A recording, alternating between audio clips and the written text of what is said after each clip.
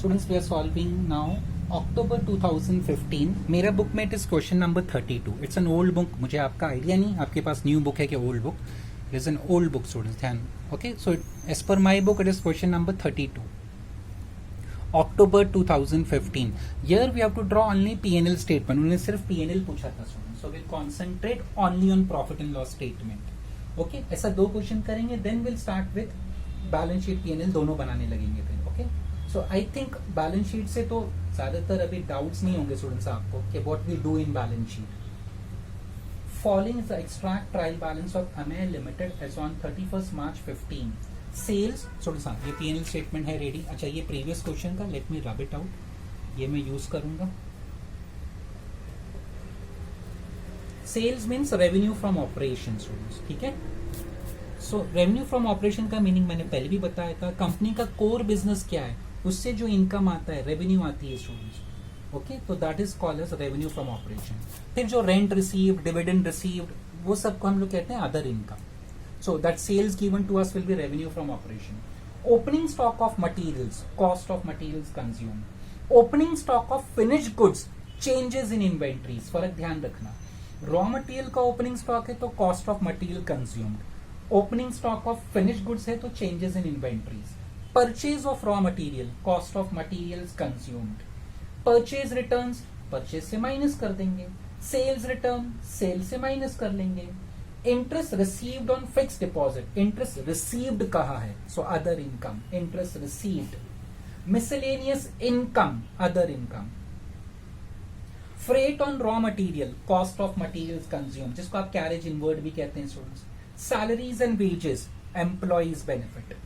Bonus to employees, employees benefit. Directors remuneration students, other expenses है ना, क्योंकि देखो डायरेक्टर्स रेवोल्यूशन नाम का हमारे पास कुछ भी ऐसा हेड नहीं है, so that means it will go to other expenses.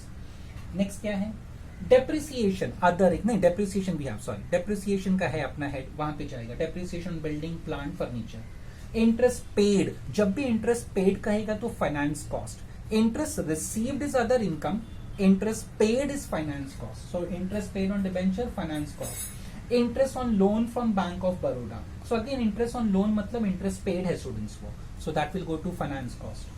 Repairs and maintenance, other expense. Insurance premium of office premises, other expense. Electricity charges, other expense. Rent rates and taxes, other expense. Audit fees, other expense.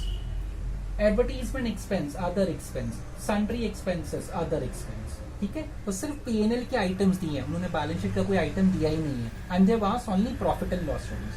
अच्छा, adjustment है. Closing stock of materials and finished goods was rupees 5 lakh and 6 lakh respectively.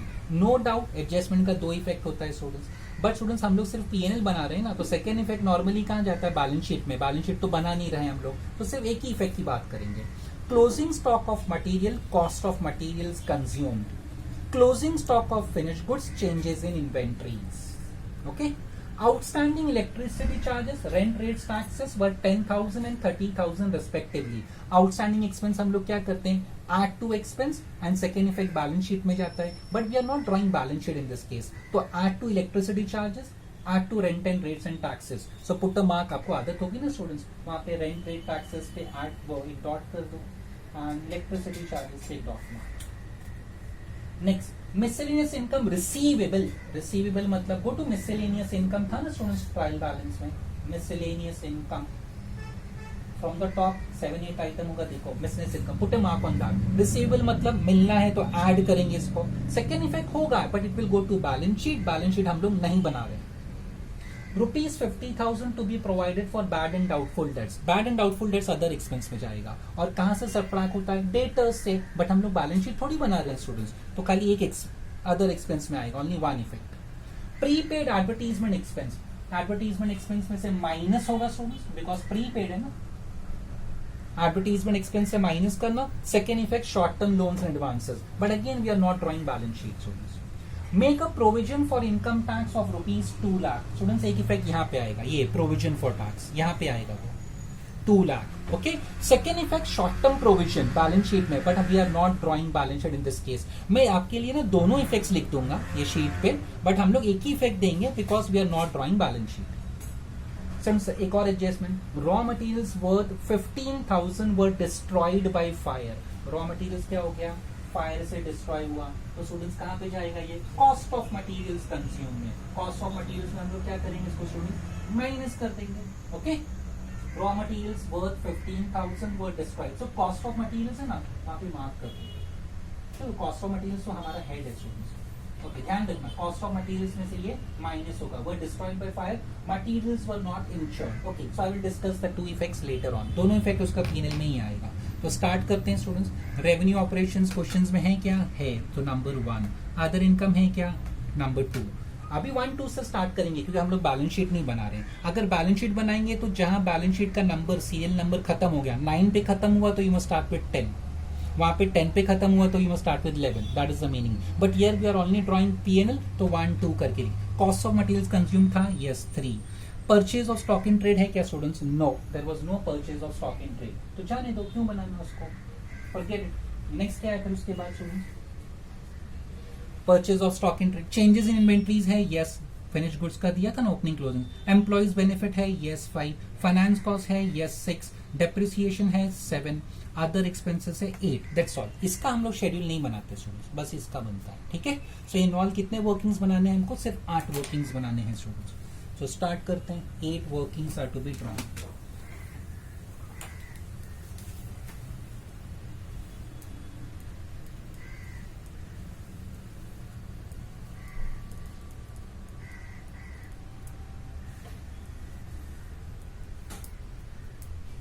Number 1 हमने decide किया, revenue from operations. इसका simple meaning, core business जो company का है उससे क्या रेवेन्यू आता है, that should be recorded here.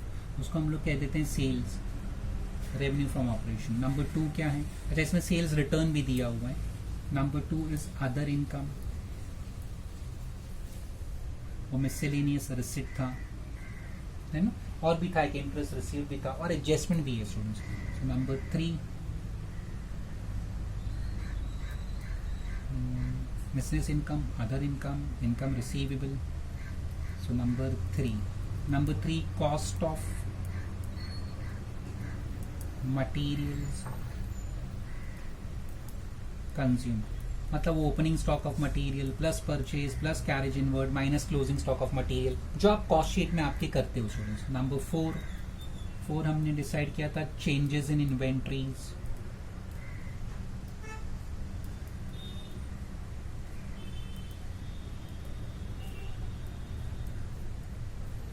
That is number 4। फिर 5 हमने क्या, चेंजेस इन इन्वेंटरीज में 2-3 ही आए थे मैं students. Number 5 was employees benefit expense, employees benefit expense. Okay, next page में बना रहा हूं। नंबर 6 हमने डिसाइड किया था, फाइनेंस कॉस्ट। फाइनेंस कॉस्ट का सिंपल मीनिंग ऐसा समझो, sorry, finance cost interest paid समझो उसको स्टूडेंट्स, ठीक है। लोन लिया है तो उस पर इंटरेस्ट पे करना है, that's what we record here. Then depreciation and मैंने शॉर्ट में लिख दिया अमोर्टाइजेशन एक्सपेंस। ये दिया था ना, बिल्डिंग पे है डेप्रिसिएशन, किस पे बिल्डिंग प्लांट फर्नीचर, 3 है ना। सो 4-5 lines for that, sorry last number 8 other expense. So in all 8 notes हमको बनाने। स्टार्ट करते हैं स्टूडेंट्स, पहले पोस्टिंग से करते हैं। okay. पहला क्या दिया था उन्होंने, start from the beginning. Sales 1,20,00,000 revenue from operations. Students inner column में लिखना, कुछ रिटर्न्स वगैरह भी दिए ना, 1,20,00,000 because they have given us returns also बाद में। Opening stock of material students यहाँ पे आएगा कॉस्ट ऑफ मटेरियल्स में, opening stock of raw materials. Inner column में लिखेंगे कि उसमें परचेज कैरेज इनवर्ड वगैरह दिया है, 10 lakhs। Okay, opening stock of finish goods students, changes in inventories में, opening stock of finish goods always in changes in inventories. How much opening stock of finish goods they have given, 5 lakh। Next is purchase of material, students. Plus purchase of materials. कितना दिया है purchase of material students? 27 lakh. 27. Next is purchase return. So students यही minus कर लेते हैं. और trial balance है, trial balance का एक ही इफेक्ट होता है. Purchase return, how much it is given? 2 lakhs.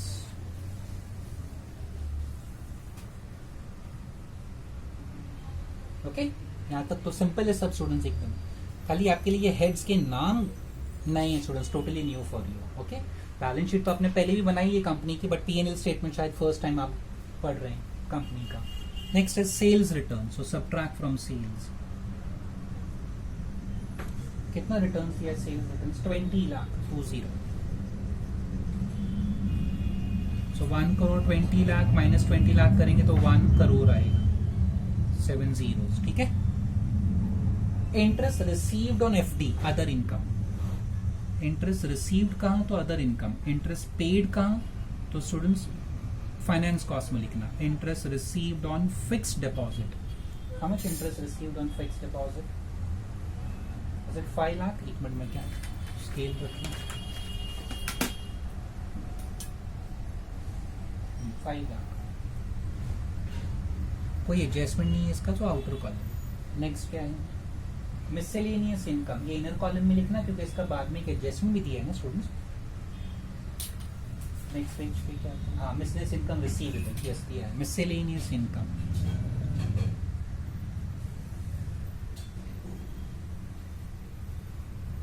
Inner column. How much is the amount? 4 lakh. Inner column. Next freight on raw materials. इसको आप कैरेज इनवर्ड समझ सकते हैं. और it is clearly stated it is related to material, तो यहाँ पे आएगा plus freight. It is given as how much? 30,000. और यहाँ पे डेबिट क्रेडिट करके नहीं लिखा है स्टूडेंट्स, ट्रायल बैलेंस में ध्यान रखना. तो जस्ट गिवन 2 कॉलम्स, वो इनर आउटर कॉलम है. फ्रेट के बाद क्या है students? Salaries and wages, employees benefit.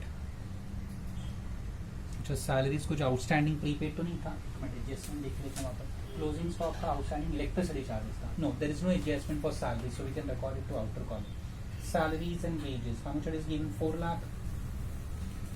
Salaries and wages, outer column 4 lakh.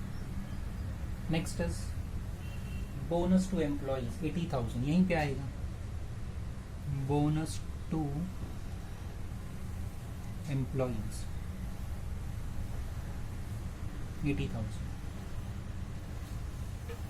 Directors remuneration 8 lakh students other expense में. Directors remuneration 8 lakh. नेक्स्ट क्या है? Depreciation land building plant machinery furniture. Depreciation कहाँ था? यहाँ था सुनिए. Depreciation on land building 5 lakh. Plant machinery 3 lakh. Furniture 1 lakh.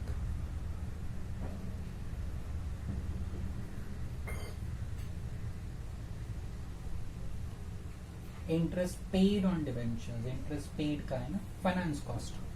Finance cost यहाँ पे होगा interest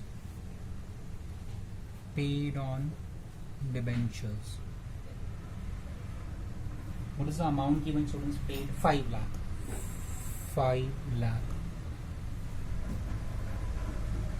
interest on loan from bank of Baroda. Again interest on loan from, आपने लोन लिया है, so it is interest paid, so finance cost. Interest on loan from, मैं short में BOB लिख देता हूँ, bank of Baroda. Amount 2 lakh. कोई एडजस्टमेंट नहीं है तो आउटर कॉलम में. Next is repairs, maintenance, insurance, electricity, rent, audit fees, ये सब अदर एक्सपेंस में आएगा students. Repairs maintenance 80,000. No adjustment, so outer column में लिख लेंगे.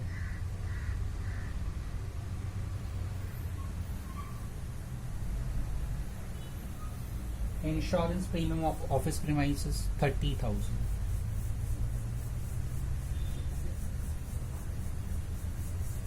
रेंट, रेट, इलेक्ट्रिसिटी दोनों इनर कॉलम में लिखना स्टूडेंट्स, बिकॉज उसका एडजस्टमेंट दिया आपको. इलेक्ट्रिसिटी कुछ आउटस्टैंडिंग वगैरह उन्होंने कहा है 40,000. Rent, rates and taxes. Rent, rates, taxes कितना था उन्होंने 20, वो भी इनर कॉलम में because they have given us some outstanding. Next क्या है? Audit fees 50,000. Audit fees 50,000. Next advertisement expense inner column में लिखना स्टूडेंट्स, बिकॉज कुछ प्रीपेड दिया था हमको उन्होंने. एडवर्टीजमेंट एक्सपेंस, अच्छा ये आउटर में लिखना था, sorry. Audit fees outer, there is no adjustment for that. And audit fees advertisement भी inner column, there is an adjustment for advertisement expense 1,20,000. Last finally sundry expenses. So एक line छोड़ के sundry expense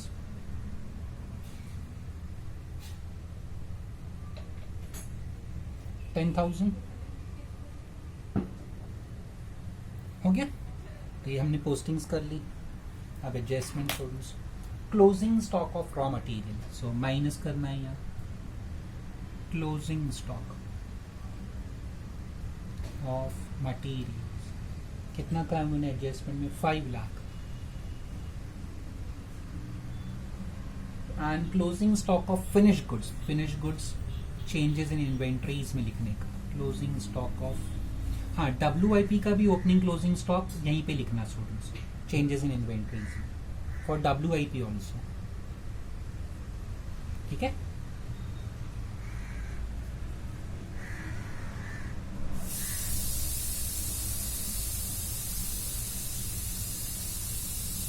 next क्या है? Outstanding electricity. तो electricity में add करेंगे students plus outstanding. कितना आउटस्टैंडिंग स्टूडेंट्स? 10,000. रेंट, रेट्स भी उन्होंने आउटस्टैंडिंग दिया है 30,000. सेकेंड इफेक्ट होता है बट वो बैलेंस शीट में जाता है स्टूडेंट्स, नॉट ईयर. ठीक है. 40 plus 10 50, 20 plus 30 is also 50. ठीक है. Next miscellaneous income receivable. Receivable मतलब एक तरह का outstanding income. So miscellaneous income में ऐड करो रिसीवेबल. सेकेंड इफेक्ट इसका current asset, other current asset में जाएगा, but we are not drawing balance sheet students. How much they have said? Receivable 10,000.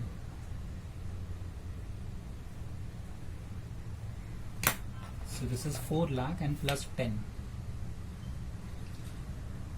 4,10,000. 50,000 is to be provided for bad and doubtful debts. Students, bad and doubtful debts debtors से minus होता है ना. तो debtors तो है नहीं, तो directly लिखेंगे बैड डेट्स. बैड डेट्स कितना था मैंने? ₹50,000. 50 bad debts. Prepaid advertisement expense. Prepaid है तो माइनस होगा. Second effect will go to short term loans and advances, but we are not drawing balance sheet क्योंकि बैलेंस शीट उन्होंने पूछा नहीं है. That is a simple reason. और balance sheet के आइटम्स ट्रायल बैलेंस में दिए भी नहीं है students. We can draw it. 1,20,000 minus 20 20,000. Sorry 1,20,000 minus 20 is 1 lakh students. Sorry 1 lakh.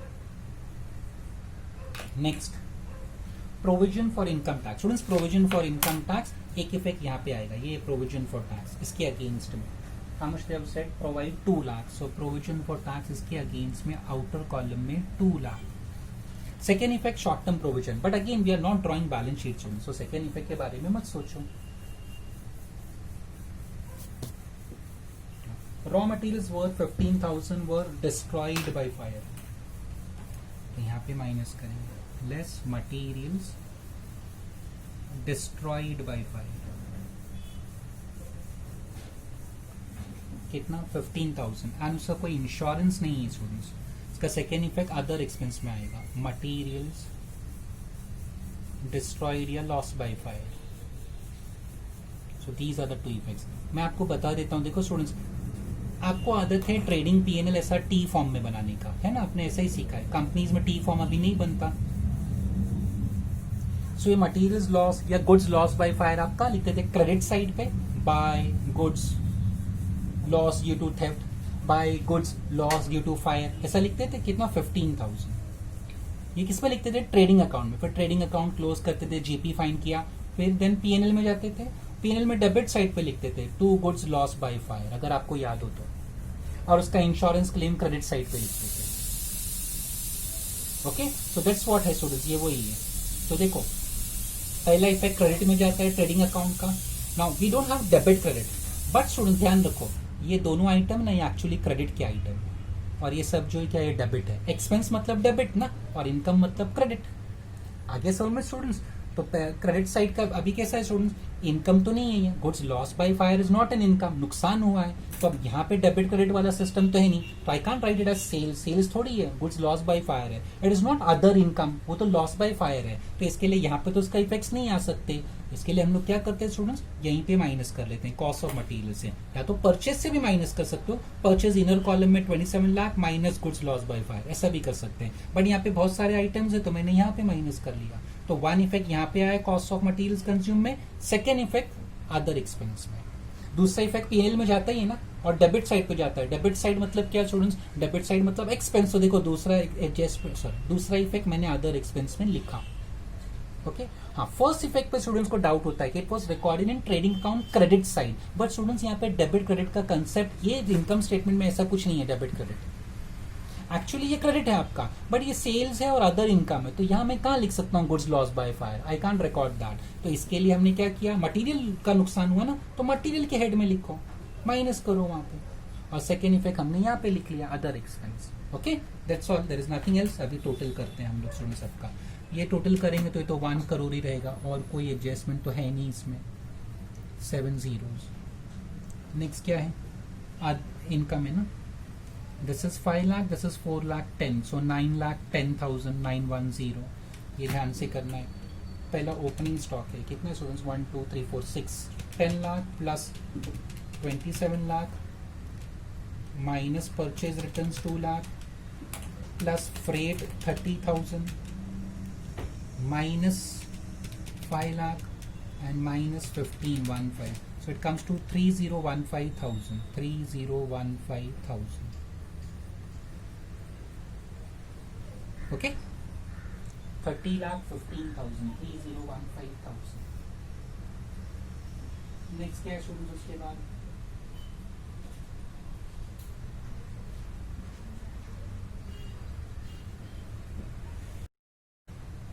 Changes in inventory. अभी ये ध्यान से स्टूडेंट्स, ये 5 lakh minus 6 lakh, so negative 1 lakh. इसको हम डायरेक्टली आउटर कॉलम में भी लिख सकते थे, चलो अभी तो मैंने इनर में लिख दिया था। 5 lakh minus 6 lakh directly outer column, same way इसका आंसर डायरेक्टली आउटर कॉलम में लिख सकते हैं स्टूडेंट्स। ओके, सो नेगेटिव है, ध्यान रखना। देन स्टूडेंट्स ये सैलरीज एंड ये था, ये तो 4 lakh and this is 80, 480, 4,80,000। Next page पे finance cost, this is 5 lakh and this is 2 lakh, so 7 lakh. Depreciation 5 plus 3 8 plus 1 9.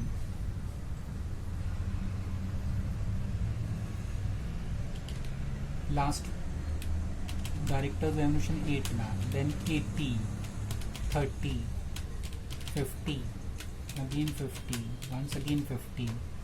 This is 1 lakh plus 10 plus 50 plus 15, 1 2 3 5,000, 1 2 3 5,000। तो सारे टोटल्स हमने कर लिए, 12,35,000।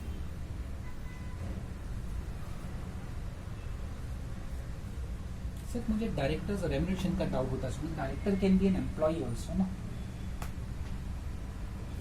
Director can be employ also. चलो बाकी तो सब ठीक है, एडजस्टमेंट तो सब सिंपल थे। Revenue from operations, revenue from operation ये हमने किया ना students, 1 crore. Other income is 9,10,000, 910, ठीक है। सो दोनों का टोटल करेंगे तो हमको आएगा 1,09,10,000। This is your total income. अब cost of materials, cost of materials हमको कितना आया 30,15,000, 30,15,000. चेंजेस इन इन्वेंट्री स्टूडेंट देखो नेगेटिव था ना, तो यहाँ भी नेगेटिव ही लिखना, मतलब जब टोटल करोगे तो इसको माइनस करोगे. Okay. Changes in inventories 1 lakh. Next क्या है employees benefit. Employees benefit was how much 4,80,000. तो थोड़ा सा मुझे डायरेक्टर फीस का डाउट है. I think it should be employees. हमने यहाँ लिखा ना अदर एक्सपेंस में, उसको एम्प्लॉय बेनिफिट में लिखना चाहिए. ओके नेक्स्ट टाइम देखेंगे students. Finance cost it is how much students. Total हमने किया था 7 लाख. नंबर 6 था ना. हाँ 7 लाख. नेक्स्ट क्या है depreciation students. It was 9 lakh. Finally क्या है हमारा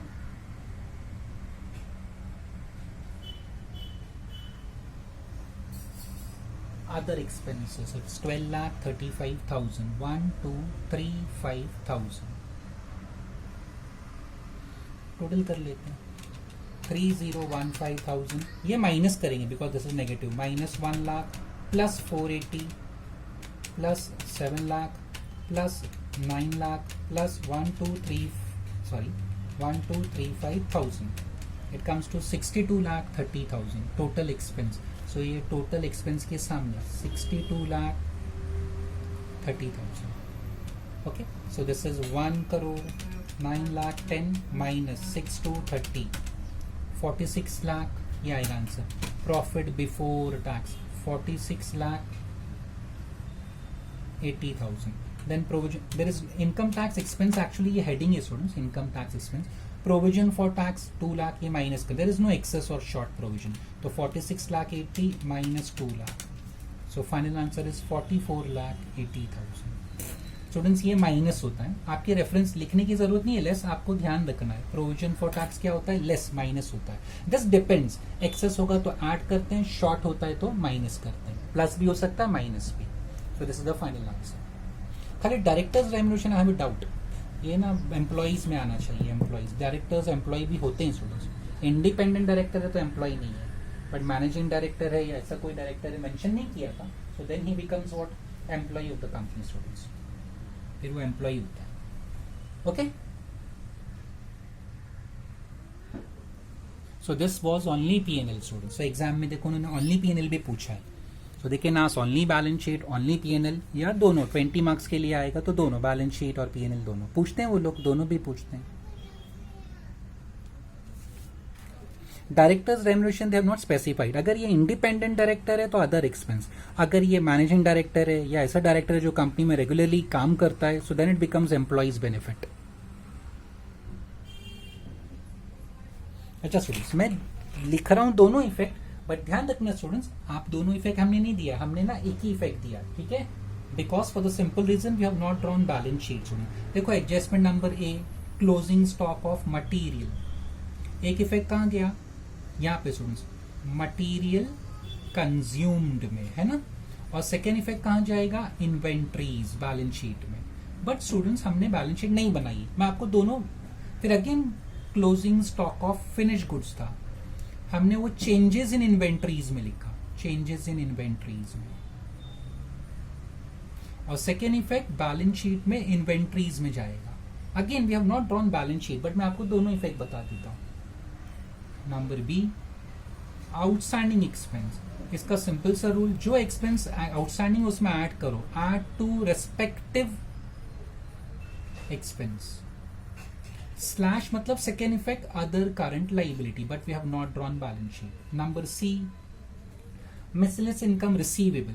तो स्टूडेंट्स को क्या किया हमने add to income. Miscellaneous income में ऐड किया. Second effect other current asset but we have not drawn balance sheet. Number D provide for bad debts. Provide for bad debts क्या होता है एक तो अदर एक्सपेंस में जो हमने लिखा है क्वेश्चन में and less from debtors. But students हमने बैलेंस शीट नहीं बनाई है इसके लिए सेकेंड इफेक्ट नहीं दिया. बैलेंस शीट पूछा भी नहीं है. बैलेंस शीट के आइटम्स भी नहीं दिए थे. Prepaid advertisement expense so less from advertisement expense. Second effect short term loans. मैंने ST शॉर्ट में लिख दिया loans advances. Short term loans and advances. Number F, make provision for tax. तो देखो एक यहां लिखा मैंने, एक इफेक्ट कहां लिखा, पीएनएल में, और सेकेंड इफेक्ट कहां जाएगा, शॉर्ट टर्म प्रोविजन, प्रोविजन मतलब लाइबिलिटी में। नंबर जी, वो raw material loss by fire है ना, वो क्या किया हमने, लेस किया हमने from material consumed, slash second effect हमने लिखा अदर एक्सपेंस में। ओके, ये इसके दो इफेक्ट्स है, बट इसका खाली दो इफेक्ट दिया है हमने, बिकॉज ये दोनों पीएनएल, मटेरियल कंज्यूम भी पीएनएल है, अदर एक्सपेंस भी पीएनएल, तो इसका दोनों इफेक्ट पीएनएल में आया, बट बाकी सबका हमने एक एक इफेक्ट दिया students. Okay,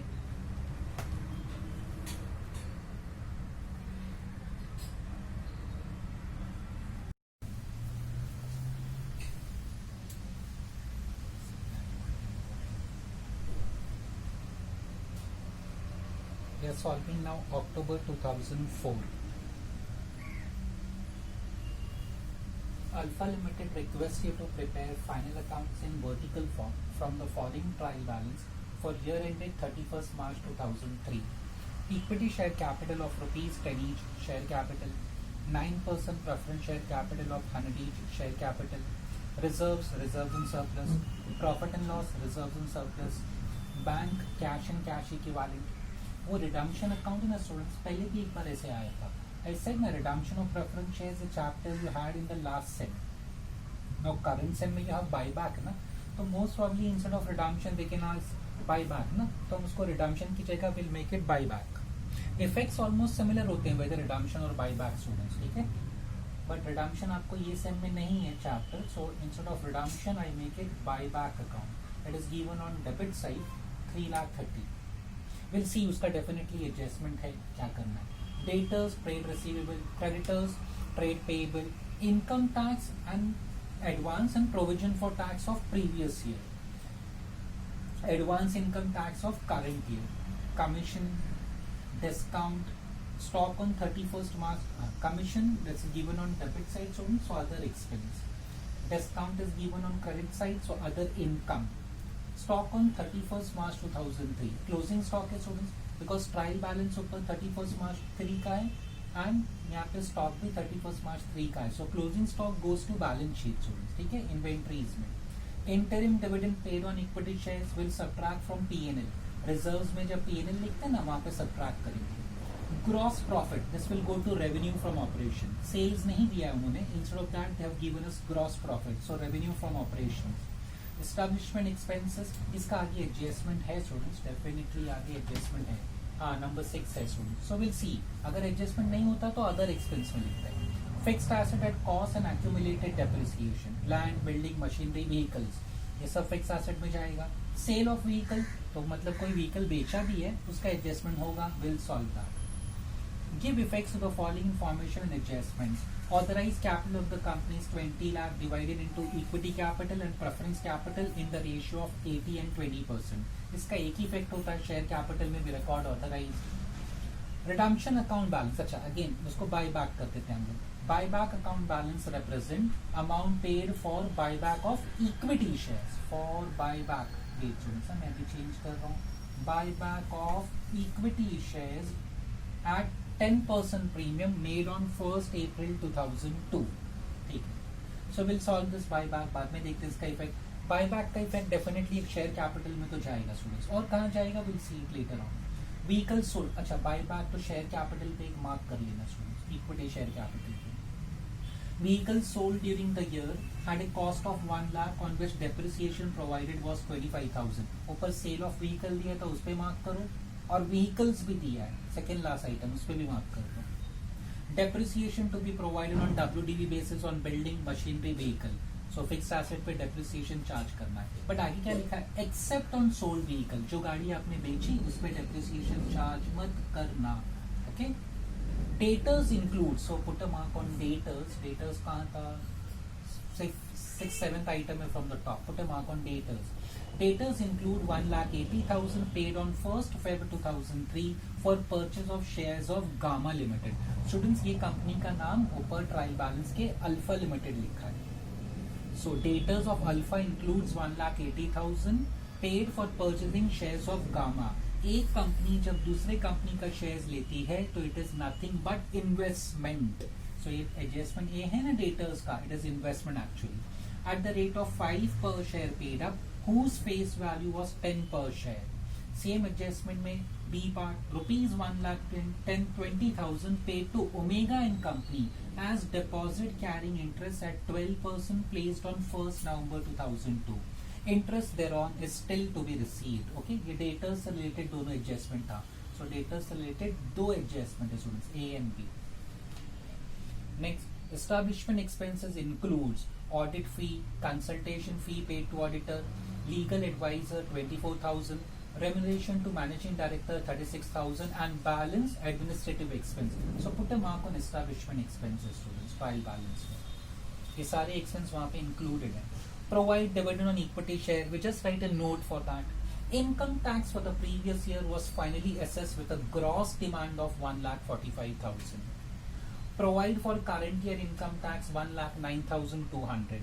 Ignore corporate dividend tax, transfer to statutory reserve and previous year figures. तो पहले हम लोग क्या डिसाइड करते हैं स्टूडेंट्स, हाउ मेनी नोट्स, हमको कितने नंबर ऑफ नोट्स बनाने हैं. ठीक है, so for that balance sheet होना चाहिए, P&L होना चाहिए. एक minute students.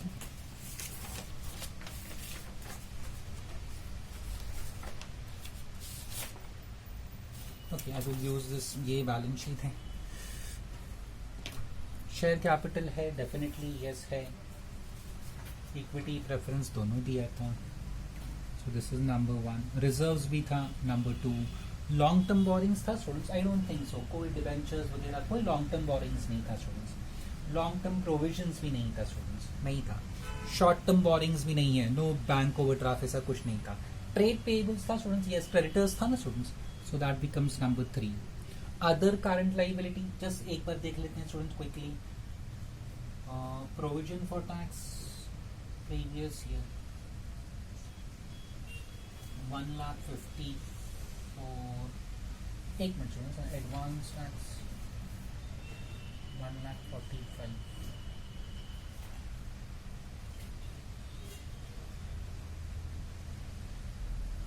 145 and this.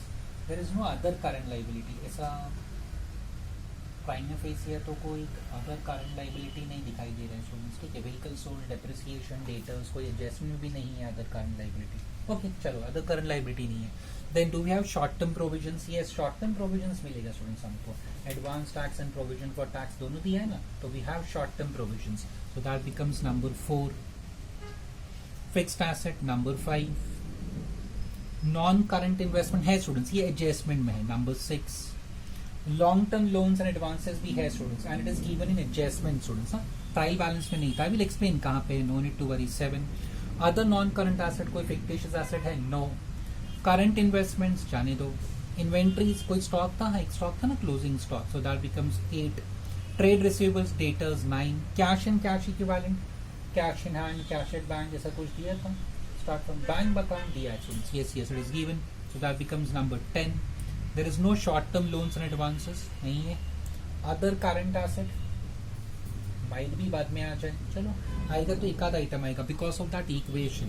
Provision for tax minus advance tax शायद आएगा. एक मिनट सुनो, let me go through that.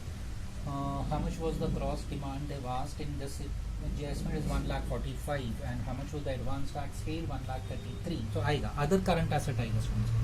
Other current asset will be number 11. So in all we have 11 notes for balance sheet. ठीक है, कोई contingent liability है students? Yes, एक contingent liability भी है students. एक है adjustment में है, not in the trial balance. So in all 12 notes, 11 notes related to balance sheet. Number 12 will be related to contingent liability. So अगर P&L में start करना है तो number 13 से students. Okay, so number 13 से start होगा for P&L.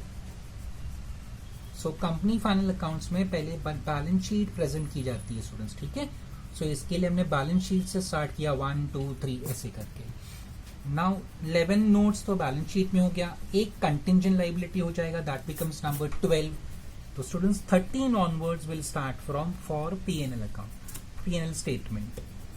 Okay, so revenue from operations है, आप चाहे तो डायरेक्टली एक ही आइटम में डायरेक्ट लिख सकते हैं 13. अदर इनकम है yes students 14.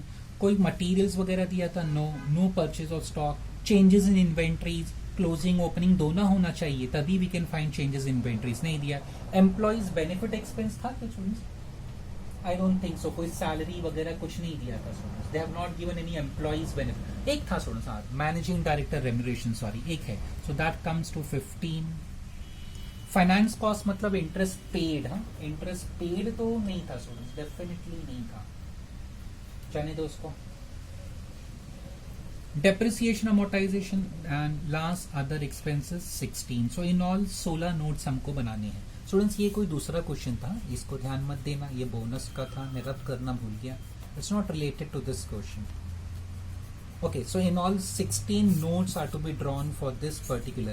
So in exam they ask question students जहाँ पे हमको बैलेंस शीट P&L दोनों बनाना पड़ता है।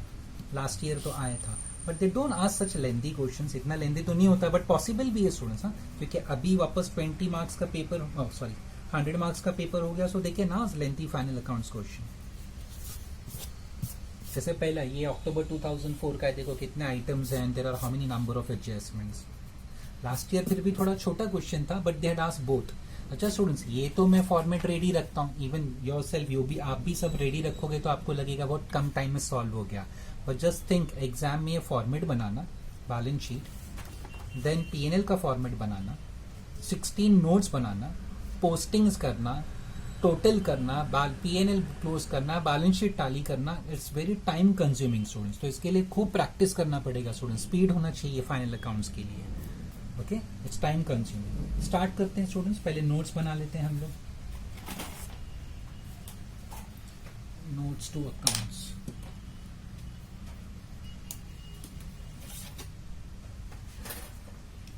एक मिनट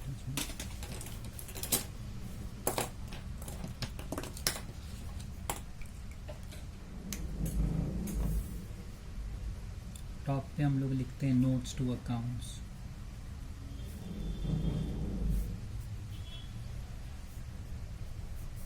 नंबर 1 हमने डिसाइड कर लिया, it is share capital. Immediate next sub head for share capital is authorised. Authorise दिया भी students, so we leave 3 lines for that, 1 2 3। Another sub head is issued, subscribed, paid up. Issued, subscribe, paid up में equity preference दोनों है students. Okay, both are given. चलो ठीक है, so 3 lines for that, 1 2 3। Number 2 already decide किया हमने, reserves and surplus.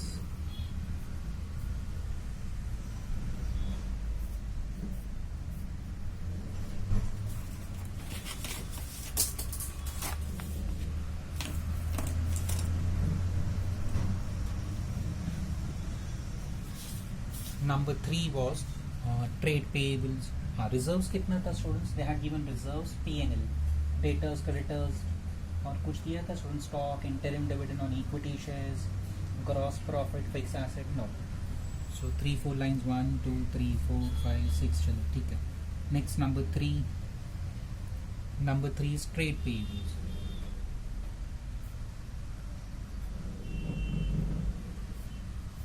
I think only creditors was given, कोई bills payable तो नहीं था, उसका कोई एडजस्टमेंट भी नहीं है, डेटर्स का एडजस्टमेंट है। So number 4,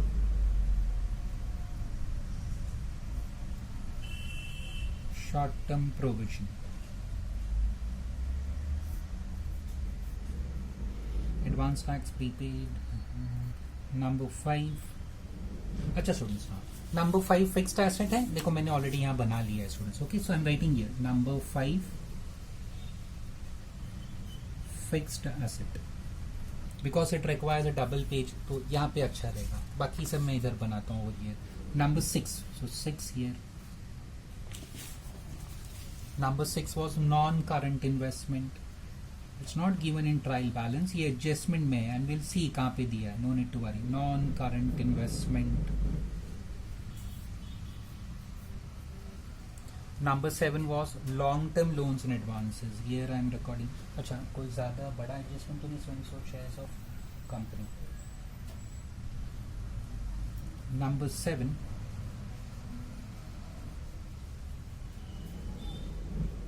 long-term loans and advances.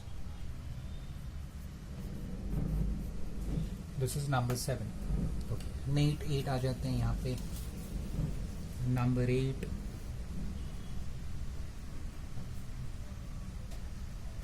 Inventories. Inventories भी एक ही था students. Number 9 trade receivables.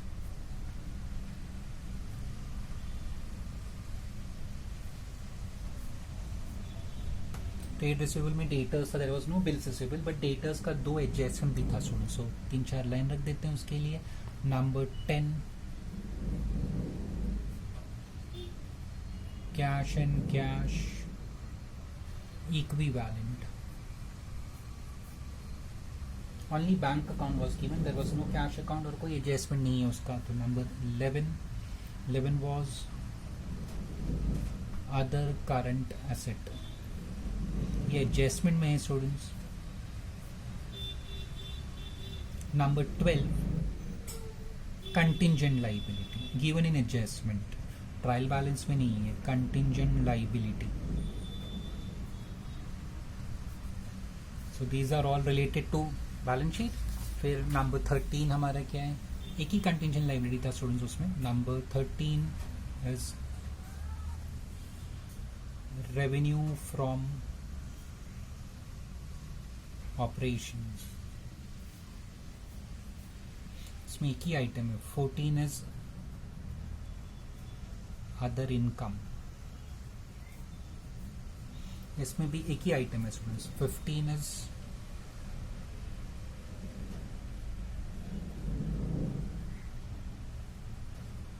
Employees benefit expense. And last number 16 students I am drawing on the next page. ये पेज पे बना दूंगा फिक्स एसेट की below fixed asset. Number 16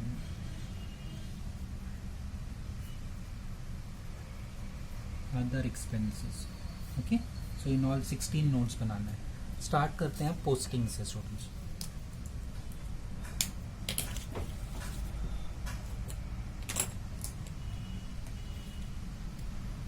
start equity share capital students. But उसमें कुछ buyback किया है ना, बायबैक किया है ना इक्विटी शेयर कैपिटल में students. So what I will do, equity share capital मैं साइड में एज अ नोट में मैं लिख लेता हूँ स्टूडेंट्स. ये ऐसा मैंने साइड में, ये मेरा वर्किंग नोट है. Here I am writing equity share capital and how much it is given 12 lakh. क्योंकि उसका कुछ बायबैक किया, हम लोग देखते हैं क्या करना है. No need to worry. अभी टाइम बीन मैंने वर्किंग नोट बनाया है and I have recorded here equity share capital. Next is preference share capital of 100 each 3 lakh. 9% preference shares of rupees 100 each. Amount 3 lakh. And numbers लिखेंगे तो 3000. 3 lakh upon 100 करेंगे तो we'll get 3000 as number of preference shares students. ठीक है.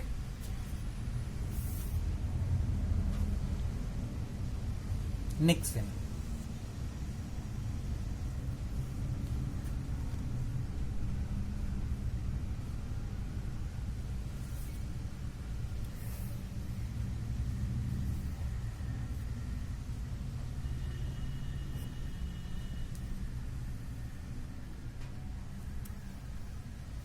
After preference shares next what is given students.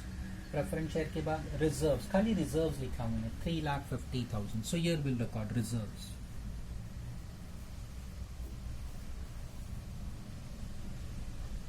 $3,50,000.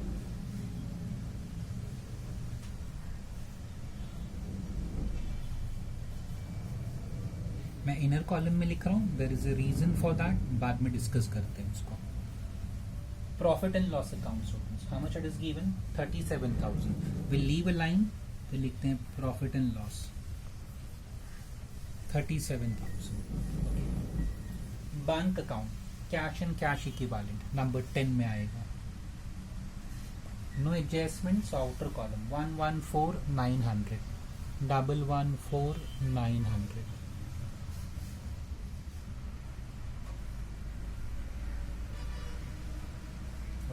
Next फिर वो buyback है students, उसका एडजस्टमेंट है, will discuss that. Equity share capital हमने यहाँ नहीं लिखा है, उसको नोट में लिखा है, इससे रिलेटेड कुछ बायबैक है, विल डिस्कस दैट। नेक्स्ट क्या है स्टूडेंट्स, डेटर्स, ट्रेड रिसीवेबल्स, कहाँ गया, नंबर 9 डेटर्स। इनर कॉलम दो एडजस्टमेंट है उससे रिलेटेड, हमने पढ़ा था वो adjustment. Debtors is 485 inner column. Creditors trade payable students, credit side of trial balance, credit side पे कितना दिया है हमको, वो 2,62,000, उसका कोई एडजस्टमेंट नहीं है स्टूडेंट्स, तो मैं आउटर कॉलम में लिख रहा हूँ 2,62,000। After creditors income tax advance and provision for tax of previous year, past year. Students देखो लास्ट टाइम मैंने क्वेश्चन किया था, मैंने एक नोट लिखा था, when ever income tax assessment adjustment is given, तो पास्ट ईयर का advance tax provision for tax don't record in notes, instead of that draw two equations, हमने ऐसा लिखा था। तो इसमें देखो इनकम टैक्स असेसमेंट एडजस्टमेंट था, एडजस्टमेंट नंबर 8 था स्टूडेंट्स, है ना।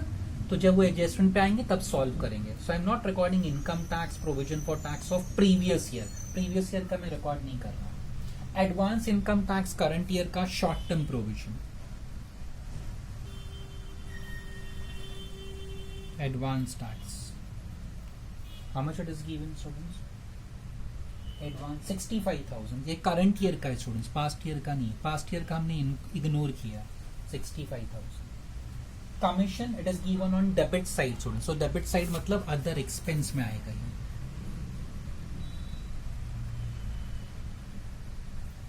Commission is how much students, 1818, suppose this is my outer column 18,000, okay. Discount students it is given on credit side, so credit side मतलब अदर इनकम का यहाँ पे number 14। Debit में होगा तो अदर एक्सपेंस, बट वो क्रेडिट में दिया, देखो student discount 6,500, so it is other income. Next क्या है students, stock on 31 March 2003, trial balance भी 31 मार्च 2003 का है, so that means it is closing stock. So closing stock directly balance sheet में जाता है, क्योंकि ट्रायल बैलेंस का एक ही इफेक्ट होता है ना students, it is not opening stock. 31 मार्च 3 मतलब closing stock 1,82,000। Interim dividend paid on equity shares, so students ये पीएनएल से माइनस होगा, पहले भी हमने किया एक बार। इंटरिम डिविडेंड पेड प्रपोज नहीं है students, clearly they have used the term paid. Interim dividend paid on equity shares कितना है स्टूडेंट्स, 60,000, 60, सो पीएन, सो टोटल वगैरह बाद में करेंगे, अभी पहले पूरा पोस्टिंग्स करना है students. Gross profit revenue from operations 5,50,500, number 13 revenue from operations, gross profit 5,50,500। Establishment expense students उससे रिलेटेड एडजस्टमेंट है, उसको लिख लेते हैं पहले, बट इनर कॉलम में। अदर एक्सपेंस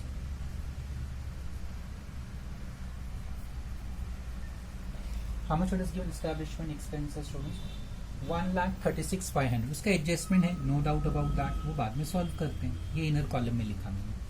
नेक्स्ट क्या है students, fixed asset at cost and accumulated depreciation. Students आ जाऊँ यहाँ पे, पहला उन्होंने एसेट का नाम लिखते हैं ना हम लोग, अच्छा ये तो मैं फिल करना भूल गया। Then we write gross block, gross block means original cost, इसमें आता है opening, addition column, deduction column, closing. Next major column होता है डेप्रिसिएशन, उसका हेडिंग है ये, इसमें भी 4 सब कॉलम होते हैं। ओपनिंग, इसको ड्यूरिंग द ईयर भी कहते हैं स्टूडेंट्स, है ना, लास्ट मैंने एक क्वेश्चन में डिडक्शन 2 क्वेश्चन में किया था मैंने, closing. And then we have net block, net block का मतलब होता है WDV, इसमें 2 कॉलम होते हैं, opening and closing. Okay, so first they have given us land, तो चलो लैंड से स्टार्ट कर लेते हैं। कितना दिया है देखो, उसका फिक्स एसेट एट कॉस्ट उसका दिया है 2 लाख, तो ओपनिंग बैलेंस, अच्छा उन्होंने आगे हमको डेप्रिसिएशन भी चार्ज करना है ना, तो definitely it will be opening balance, so cost opening. Land के बाद बिल्डिंग, देखो उसमें डेप्रिसिएशन नहीं दिया है लैंड का। Building, how much is the opening balance students given, 7,15,715, this is cost, clearly वहां पे लिखा था ना fix asset cost, slash accumulated depreciation. सो बिल्डिंग के अगेंस्ट में जो क्रेडिट साइड का अमाउंट है ना students, that is accumulated depreciation, जिसको आप प्रोविजन फॉर डेप्रिसिएशन कहते हैं. तो ये बिल्डिंग के सामने डेप्रिसिएशन का ओपनिंग कॉलम में 75,000. Next machinery 9,40,000. सो मशीनरी दिया हमको नेक्स्ट एसेट 9,40,000, ये उसका कॉस्ट है. एंड उसका एक्यूमुलेटेड डेप्रिसिएशन 5,50,000. 55,00,00. ओके. सो क्रेडिट साइड पे जो अमाउंट है that is accumulated depreciation. Same way vehicles कितना है 2,50,000 हमको कॉस्ट दिया है स्टूडेंट्स. एंड क्रेडिट साइड पे दे हैव गिवन अस 65,000. ठीक है, ये एक्यूमुलेटेड. फिर सेल ऑफ व्हीकल, उसका एडजस्टमेंट विल सॉल्व दैट. ठीक है. सो हमने इक्विटी शेयर नहीं रिकॉर्ड किया. फिर स्टूडेंट्स क्या नहीं रिकॉर्ड किया था हमने, बायबैक अकाउंट करके एक नाम आया था ट्रायल बैलेंस में, वो रिकॉर्ड नहीं किया. लास्ट ईयर का एडवांस टैक्स और प्रोविजन फॉर टैक्स रिकॉर्ड नहीं किया था हमने. ओके. तो ये 3 आइटम और अभी सेल ऑफ व्हीकल, तो ये 4 आइटम हमने अभी तक रिकॉर्ड नहीं किए बिकॉज उसके एडजस्टमेंट्स हैं, वो नोट्स में आएंगे ही नहीं, वो कहीं ना कहीं एडजस्ट हो जाएगा. So start. Adjustment number 1, authorise capital of the company is 20 lakh rupees, 20 lakh divided into equity capital and preference shares in the ratio of 80 and 20%. 80 and 20 मतलब इक्विटी शेयर 16 लाख है, 20 लाख का 18% निकालेंगे तो 16 लाख आएगा. और 20%, 20 लाख का 20% कैलकुलेट करेंगे तो 4 लाख आएगा. And double underline, but we have to write details also. Face value of equity share कितना है देखो 10 है, और प्रेफरेंस शेयर का 100 है, ट्रायल बैलेंस में दिया था. तो 16 lakh divide by 10, so it comes to 1,60,000 equity shares of rupees 10, and 4 lakh divided by 100, so 4,000, 9% preference shares of rupees 100. 20 lakh is the total authorized capital, 80%, 20%. Divide by face value, get number of shares. Divide by face value, get the number of shares. ठीक है, इसका कोई second effect नहीं होता है. So we have done adjustment number 1. Adjustment 2, वो जो buyback था ना ऊपर ट्रायल बैलेंस में था students, first, second, third, fourth, fifth, sixth item था फ्रॉम द टॉप. बायबैक 3,30,000 हमने इग्नोर किया था ना बिकॉज उसका एडजस्टमेंट है. Buyback account balance represent amount paid for buyback of equity shares at 10% premium made on 1st April 2002. Buyback करने से share capital कम होता है कि बढ़ जाता है? ऑब्वियसली कम होता है. सो यहाँ पे हमने इक्विटी शेयर कैपिटल लिखा ना, उसमें से बायबैक कर लिया, शेयर्स बॉट बैक 3 लाख, उसमें 30,000 10% जो प्रीमियम है, सो 3 लाख. सो दैट मीन्स अभी इक्विटी शेयर कैपिटल कितना बचेगा students 9 lakh. 9 lakh divide by 10 करेंगे तो फेस वैल्यू से तो हमको आ जाएगा 9,000. So right 9,000 equity shares of rupees 10 each. So amount comes to 9 lakh.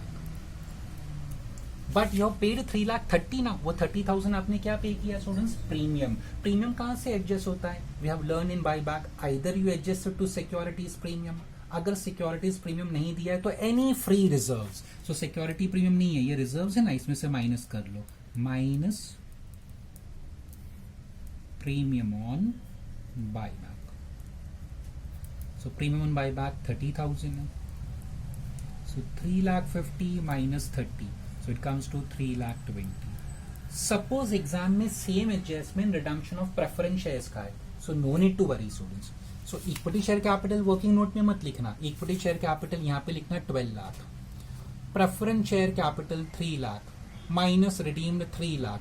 So 3 lakh minus 3 lakh, preference share हो जाएगा 0, and then minus premium on redemption 30,000. आगे सोन में सो इफेक्ट सेम रहेगा whether it is redemption buyback of equity shares या redemption of preference shares. फर्क खाली क्या आएगा कि if it is buyback subtract from equity share, if it is redemption you have to subtract from preference share students. ठीक है, follow. ये मुझे रेड पेन से लिखना चाहिए था. This is 3,20,000. Okay, adjustment with black pen I have recorded. Postings आपने हमेशा ध्यान दिया होगा, स्टार्ट करता हूँ पोस्टिंग्स अलग पेन से करता हूँ, फिर एडजस्टमेंट आता है तो फॉर योर स्टूडेंट्स आपके पर्पज के लिए, so that you can easily identify now we are solving adjustments. Okay, so adjustment 2 भी हो गया, 2 इफेक्ट दे दिया। तो जो बायबैक हमने इग्नोर किया था ट्रायल बैलेंस में, अभी वो कंसिडर हो गया। वो 3,30,000 जो था ना, वो 330 में से 3,00,000 इक्विटी शेयर से माइनस हो गया और 30,000 यहाँ पे माइनस हो गया। सो 330 जो हमने इग्नोर किया था, now we have considered, so no need to worry about that. जो ट्रायल बैलेंस में बायबैक था वो खत्म हो गई, इसकी कहानी story ends. Now number 3, vehicle sold during the year had a cost of rupees 1 lakh on which depreciation was rupees 25,000. vehicle sold, जब आप, ये ओरिजिनल कॉस्ट है, मैंने बताया था एडिशन का मतलब होता है एसेट परचेज, डिडक्शन का मतलब होता है स्टूडेंट्स एसेट सोल्ड। तो आपने व्हीकल बेचा है ना, क्लियरली उन्होंने मेंशन किया है, उसका कॉस्ट कितना था, vehicle sold during the year cost 1 lakh. So deduction column में हम लोग उसका 1 लाख लिखेंगे। डेप्रिसिएशन में एडिशन का मतलब होता है depreciation for the current year. Deduction का मतलब क्या होता है students, depreciation on asset sold. अगर आपको याद है तो ठीक है, नहीं तो मैंने देखो 2 क्वेश्चन किए थे और मैंने ऐसे लिख दिया था स्टूडेंट्स। एडिशन मतलब परचेज, डिडक्शन मतलब sold during the year. Addition मतलब depreciation for current year, deduction means depreciation on asset sold. वो ऑलरेडी मैंने लिखा हुआ है, ठीक है। So that's what I am discussing now. तो depreciation on assets sold, depreciation had a cost of 1 lakh on which depreciation provided was 25,000. so ये आ गया यहाँ पे 25,000 डिडक्शन कॉलम में। ओके स्टूडेंट्स, तो ये एडजस्टमेंट नंबर, ये आपके रेफरेंस के लिए ये एडजस्टमेंट नंबर क्या था, 1 था। ये एक इफेक्ट यहाँ पे लिखा हमने, और सेकेंड इफेक्ट कहाँ गया, लेस फ्रॉम रिजर्व्स किया हमने 30,000, आपके रेफरेंस के लिखा। Now I am discussing adjustment number, ये 1 ही था क्या, सॉरी एडजस्टमेंट 2 था, sorry this was number 2। Now I am discussing adjustment number 3। एक ओरिजिनल कॉस्ट एक व्हीकल का वो कितना है, 1 लाख माइनस अब तक उसमें आपने डेप्रिसिएशन चार्ज किया है 25,000, जो हमने ऑलरेडी लिख लिया 1,25,000। सो WDV 75,000 लेस आपने इसको बेच दिया, सोल्ड। कितने में बेचा, सेलिंग प्राइस देखो, ट्रायल बैलेंस का last item, sale of vehicle 80,000 में बेचा आपने स्टूडेंट्स, 80,000। तो 75 माइनस 80 करेंगे तो there will be gain students, selling price ज्यादा है। नेगेटिव समझ के लॉस मत समझना, selling price is more than your WDV, so this is gain. अब इसका इफेक्ट स्टूडेंट्स देखो, ये तो मैंने यहाँ लिख दिया, ये 25,000 यहाँ लिख दिया। So this goes to where, कहाँ पे लिखा हमने, ग्रॉस ब्लॉक डिडक्शन कॉलम। ये कहाँ गया, डेप्रिसिएशन डी लिखा मैंने, डिडक्शन कॉलम। WDV भूल जाओ, इसका कोई इफेक्ट नहीं। सोल्ड ये ट्रायल बैलेंस में था, अब इसको भूल जाओ, हमने यहाँ कंसिडर कर लिया। तो सेल ऑफ व्हीकल जो आपने इग्नोर किया था at the time of posting, now you have considered it. तो वो सेल ऑफ व्हीकल के बारे में आप सोचो मत, आप डरो मत, वो जो हमने इग्नोर किया था वो यहाँ कंसिडर हो गया। नाउ बचा क्या, gain will go to other income students, other income में जाएगा, ठीक है। सो ये देखो, ये 2 इफेक्ट तो हमने ऑलरेडी लिख लिए, एक बचा अभी other income. So will go to other income. Other income कहाँ था हमारा, यहाँ था स्टूडेंट्स, अदर इनकम में, sorry profit on sale of vehicle, profit कितना था, 5,000। समझ में आ गया। So these are the 3 effect students. सो मैं साथ के साथ आपको नोट भी लिख रहा हूँ, आपके लिए अच्छा रहेगा। So adjustment 3, 1 effect year, second effect year, third effect other income में लिखा, ये दोनों का इफेक्ट नहीं आएगा। ये तो WDV है ना स्टूडेंट्स, तो WDV तो यहाँ कुछ नहीं है, तो ओपनिंग क्लोजिंग है। WDV ऑफ एसेट सोल्ड करके ऐसा कोई कॉलम नहीं है, और सेलिंग प्राइस करके यहाँ पे कोई कॉलम है क्या, नहीं ना, ये दोनों कॉलम नहीं है स्टूडेंट्स, इसके लिए इसका इफेक्ट नहीं आएगा फिक्स एसेट में, ठीक है। So we have done adjustment number, क्या कर लिया हमने, 3 भी कर दिया। अभी 4, depreciation to be provided on WDV basis on land and building at 5%। Students अभी यहाँ देखो, डेप्रिसिएशन प्रोवाइड करना है on WDV basis. So students WDV basis का मतलब क्या, अभी एक मिनट, एस्टैब्लिशमेंट एक्सपेंस में कितने एडजस्टमेंट है, ऑडिट फी, कंसल्टेशन फी 2, 3, 4, 5 एडजस्टमेंट्स। सो यहाँ से 1 2 3 4 5, सपोज इधर से मैं स्टार्ट कर रहा हूँ, ठीक है। Now they have said depreciation charge करना है, ओके यहीं लिख देता हूँ, चलो अभी यहाँ स्पेस है तो यहीं लिखता हूँ। एडजस्टमेंट नंबर 4,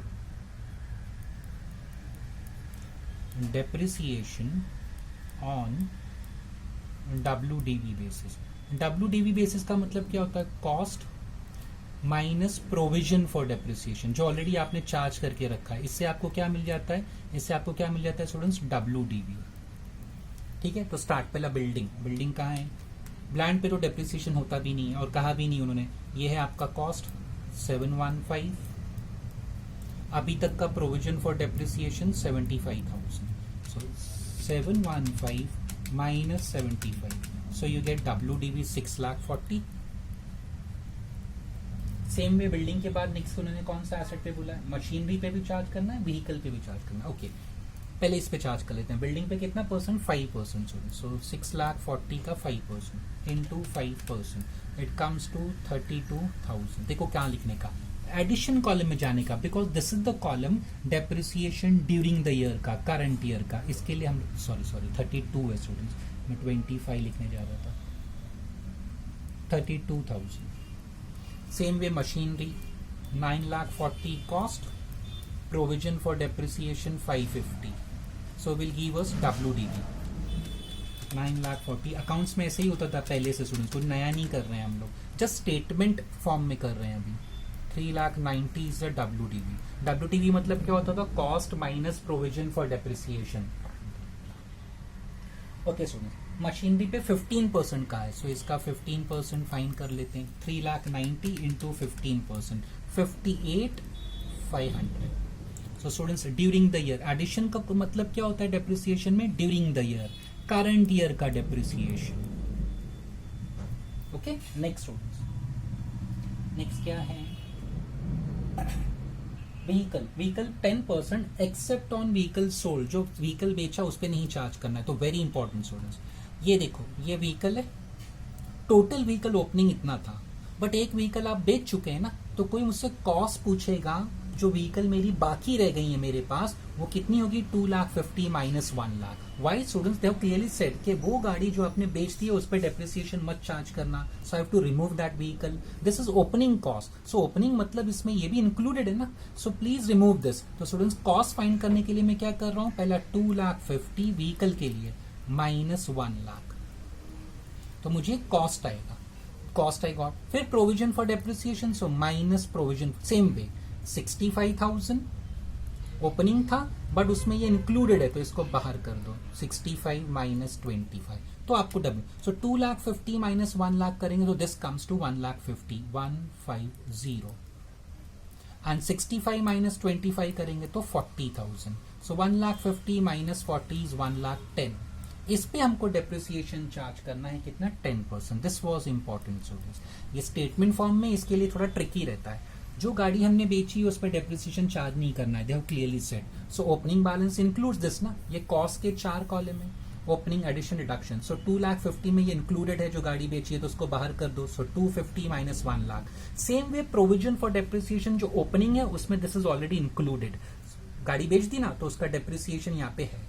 ओपनिंग का मतलब क्या, सारी गाड़ियां हैं, opening means all vehicles, okay, but during the year sold some vehicle तो उसको माइनस करना पड़ेगा ना ओपनिंग से, तो that's what I have done students. ठीक है, तो 1,10,000 का 10% फाइन करेंगे तो 11,000। तो करंट ईयर कॉलम में, during the year column, addition column में आगे सॉल्व में students followed.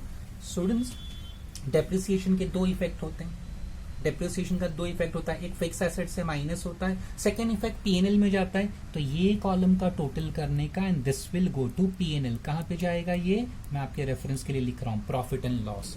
So 32,000 plus 58,500 plus 11,000, it comes to 101,500। इसको कहां लिखेंगे हम लोग, पीएनएल में। तो स्टूडेंट्स यहां आ जाओ, देखो PNL, we have a head depreciation amortisation, note number 5 लिखना, क्यों, बिकॉज हम फिक्स एसेट का एक कॉलम हमने टोटल किया है, वेयर वी गॉट 101,500, इसके लिए मैंने उसको नोट नंबर 5 लिखा। इसलिए डेप्रिसिएशन का ऐसे क्वेश्चन में जहां पे आप ये शेड्यूल बनाते हैं, सेपरेट शेड्यूल नहीं बनाते, उसका सेपरेट नोट नहीं बनाते, डेप्रिसिएशन कहां से मिलता है, फिक्स्ड एसेट से मिलता है। तो फिक्स एसेट का शेड्यूल नंबर 5 है, total during the year column का goes to PNL 101,500। So this adjustment was important. पहले आपने किया है फाइनल अकाउंट्स में, but it was not in this form. So आपने 11, 12, FY, SY में करते थे डेप्रिसिएशन, बट ये ऐसा स्टेटमेंट फॉर्म में नहीं होता था। First time you have done this, okay. So we have done number 4. This was very important, इस पे ध्यान देना एडजस्टमेंट पे, ये जो डेप्रिसिएशन किया हमने. नंबर 5 देखो अभी क्या लिखा है. Debtors includes 1,80,000 paid on 1st Feb for purchase of shares of gamma. ये ट्रायल बैलेंस हमको जो टॉप पे दिया है वहां पे लिखा है अल्फा लिमिटेड. अल्फा लिमिटेड दूसरी कंपनी का शेयर्स ले रही है, so that becomes what students, investment. मैंने इन्वेस्टमेंट्स कहीं लिखा है नहीं, बनाया उसका शेड्यूल, बनाना चाहिए था तो अच्छा रहता स्टूडेंट्स. चलो कोई बात नहीं, हाँ है, सॉरी बनाया स्टूडेंट्स, आई एम सॉरी, या it's there. Okay, so you have purchase, but this payment जो आपने कहा उसको क्या कर दिया, गलती से डेटर्स में लिखा है. डेटर्स इंक्लूड, इन्वेस्टमेंट के लिए अगर पेमेंट कर रहे हो तो उसको इन्वेस्टमेंट में लिखो ना, डेटर्स में क्यों इंक्लूड कर रहे हो, गलत कर रहे हो. So students from here you will subtract minus what will say payment for shares of gamma. वहां पे गामा ही लिखा है ना, gamma limited. And how much payment they have said, 1,80,000. सो ये माइनस होगा यहाँ से. और स्टूडेंट सेकेंड इफेक्ट कहाँ पे आएगा, नॉन करंट इन्वेस्टमेंट में हम लोग लिखेंगे स्टूडेंट्स, क्या लिखेंगे, इन्वेस्टमेंट, मैंने शॉर्ट में INVT लिखा, investment in shares of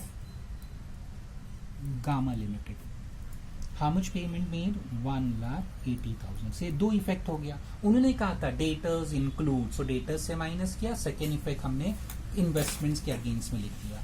so again for your reference students, adjustment number क्या था, ये एडजस्टमेंट नंबर 5 था ना. एडजस्टमेंट 5 लेस फ्रॉम डेटर्स किया मैंने, और स्लैश मतलब मैं सेकेंड इफेक्ट की बात करूं. सेकेंड इफेक्ट मैंने कहा लिखा, non current investment. Okay, same adjustment 5 देखो, डेटर्स इंक्लूड ए पार्ट हो गया. Now again debtors include the B part. Debtors include 1,20,000 paid to omega and company as deposit. आपने किसी कंपनी को डिपॉजिट दिया है तो it comes to under long term loans and advances. तो again less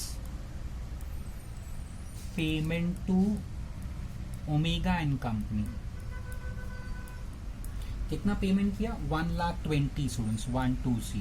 और क्लियरली वहां पे टर्म डिपॉजिट, अल्फा लिमिटेड दूसरा कंपनी को पेमेंट कर रही है एज अ डिपॉजिट, मतलब कंपनी लोन दे रही है दूसरा कंपनी को. सो 12% डिपॉजिट लिखेंगे. And how much is the amount students given, 1,20,000. जो हमने वहां से माइनस किया था, same amount will record here. Okay, 1,20,000. So one effect what we did students, यहाँ पे हमने क्या किया, माइनस. सेकेंड इफेक्ट किया. सो आपके रेफरेंस के लिए ये ए था part, now B part, less from debtors. Okay, and second effect हमने कहा लिखा, long term loans and advances में. This was adjustment number 5A and 5B. Done students. अभी 5B वापस से देखो, 1,20,000 paid to omega and company as deposit, carrying interest at the rate of 12% placed on 1st November. Interest thereon is still to be received. अभी तक आपको interest मिला नहीं है, तो मिलेगा स्टूडेंट्स, ये तो पक्का है. आपने किसी को लोन दिया है तो आप इंटरेस्ट थोड़ी माफ कर दोगे, इंटरेस्ट तो लोगे 12%. So you know how much loan you have given. You have given a loan of 1,20,000. 12% rate of interest है, बट आपने लोन कब दिया उसको, 1st नवंबर को. और ट्रायल बैलेंस कभी का है, 31st मार्च का. So full month of November, December, Jain, Feb, March. So 5 months होता है, तो into 5 divide by 12. So this will be interest receivable, other income में आएगा स्टूडेंट्स. इंटरेस्ट ऑन डिपॉजिट कितना आया हमको, 6,000. ओके, और ये रिसीवेबल है स्टूडेंट्स, अभी मिला नहीं है, तो अदर करंट एसेट में आएगा. Interest on deposit to Omega company, है ना, Omega company नाम था. and how much we got, 6,000. okay, so same adjustment number 5 you can say the C part. हमने कहाँ लिखा उसको, एक अदर इनकम में लिखा, और सेकेंड इफेक्ट हमने कहाँ लिखा स्टूडेंट्स, अदर करंट. O मतलब O stands for other current asset. So I have given the 2 effects. उसका भी 2 इफेक्ट्स देते हैं. ये नोट्स में जानबूझ के आपके रेफरेंस के लिए लिखता हूँ स्टूडेंट्स, ठीक है. कि आपको बाद में जब भी क्वेश्चन रेफर करो तो पता होना चाहिए adjustment 2 what we did, 3 what we did. तो ये पूरा फाइनल अकाउंट सॉल्व हो जाने के बाद नहीं पता चलता क्या क्या किया था आपने। बट ध्यान रखना, मैंने थ्रू आउट फाइनल अकाउंट्स क्या किया है, पोस्टिंग हमेशा दूसरे कलर के पेन से किया है, एडजस्टमेंट दूसरे कलर के पेन से। ओके, हेडिंग जैसा ग्रीन पेन से किया क्वेश्चन में, पोस्टिंग सब मैंने रेड पेन से किया था, अभी जितने में एडजस्टमेंट है सब ब्लैक पेन से लिख रहा हूँ। ओके नेक्स्ट स्टूडेंट्स, ये भी हो गया। नेक्स्ट आ जाओ, अच्छा इसका कैलकुलेशन लिख देता हूँ। How we got this, 1,20,000 into 12% into 5/12, नवंबर से लेके मार्च तक, 1 November till 31 March. Adjustment 6 simple है। What they've said, establishment expenses includes, क्या क्या इंक्लूडेड है, ऑडिट फी, तो माइनस करो इसमें से ऑडिट फी, क्योंकि एस्टेब्लिशमेंट एक्सपेंस और उसमें एस्टेब्लिशमेंट एक्सपेंस ही लिखो ना, ऑडिट फी क्यों लिख रहे हो, ऑडिट फी तो आप सीए को दोगे, ऑडिटर को दोगे, वो यहां मत लिखो। Again consultation fee to auditor, consultation fee auditor को दिया है ना तो उसके नाम से लिखो, एस्टेब्लिशमेंट एक्सपेंस में मत लिखो, आप गलत कर रहे हो। ये 5,000 लीगल एडवाइजर, कोई लीगल एडवाइजर था उसको भी आपने दिया और एस्टेब्लिशमेंट एक्सपेंस में लिख दिया, तो अगेन यहां नहीं लिख सकते आप। Legal adviser fee 24,000। Next remuneration to MD, अरे एमडी को रेम्यूनरेशन दिया है तो उसको एम्प्लॉइज बेनिफिट में लिखना ना, यहां क्यों लिखते हो, आपने गलत किया, remuneration to MD. So it's not an assumption, उन्होंने कहा है कि ये सारे एक्सपेंस यहाँ पे इंक्लूडेड हैं, तो पहले यहां से तो बाहर करो, फिर देखते हैं सेकेंड इफेक्ट क्या होगा। And balances, establishment expenses include so and balances what, administrative expense. अब जो बैलेंस बचा वो एडमिन एक्सपेंस है, तो मैंने पहला इफेक्ट दिया है स्टूडेंट्स, ये है ना, ये सब गलती से आपने यहाँ लिखा स्टूडेंट्स। ऑडिटर का एक्सपेंसेस ऑडिट फीस के नाम से लिखो ना, उसको एस्टेब्लिशमेंट एक्सपेंस में क्यों लिखते हो।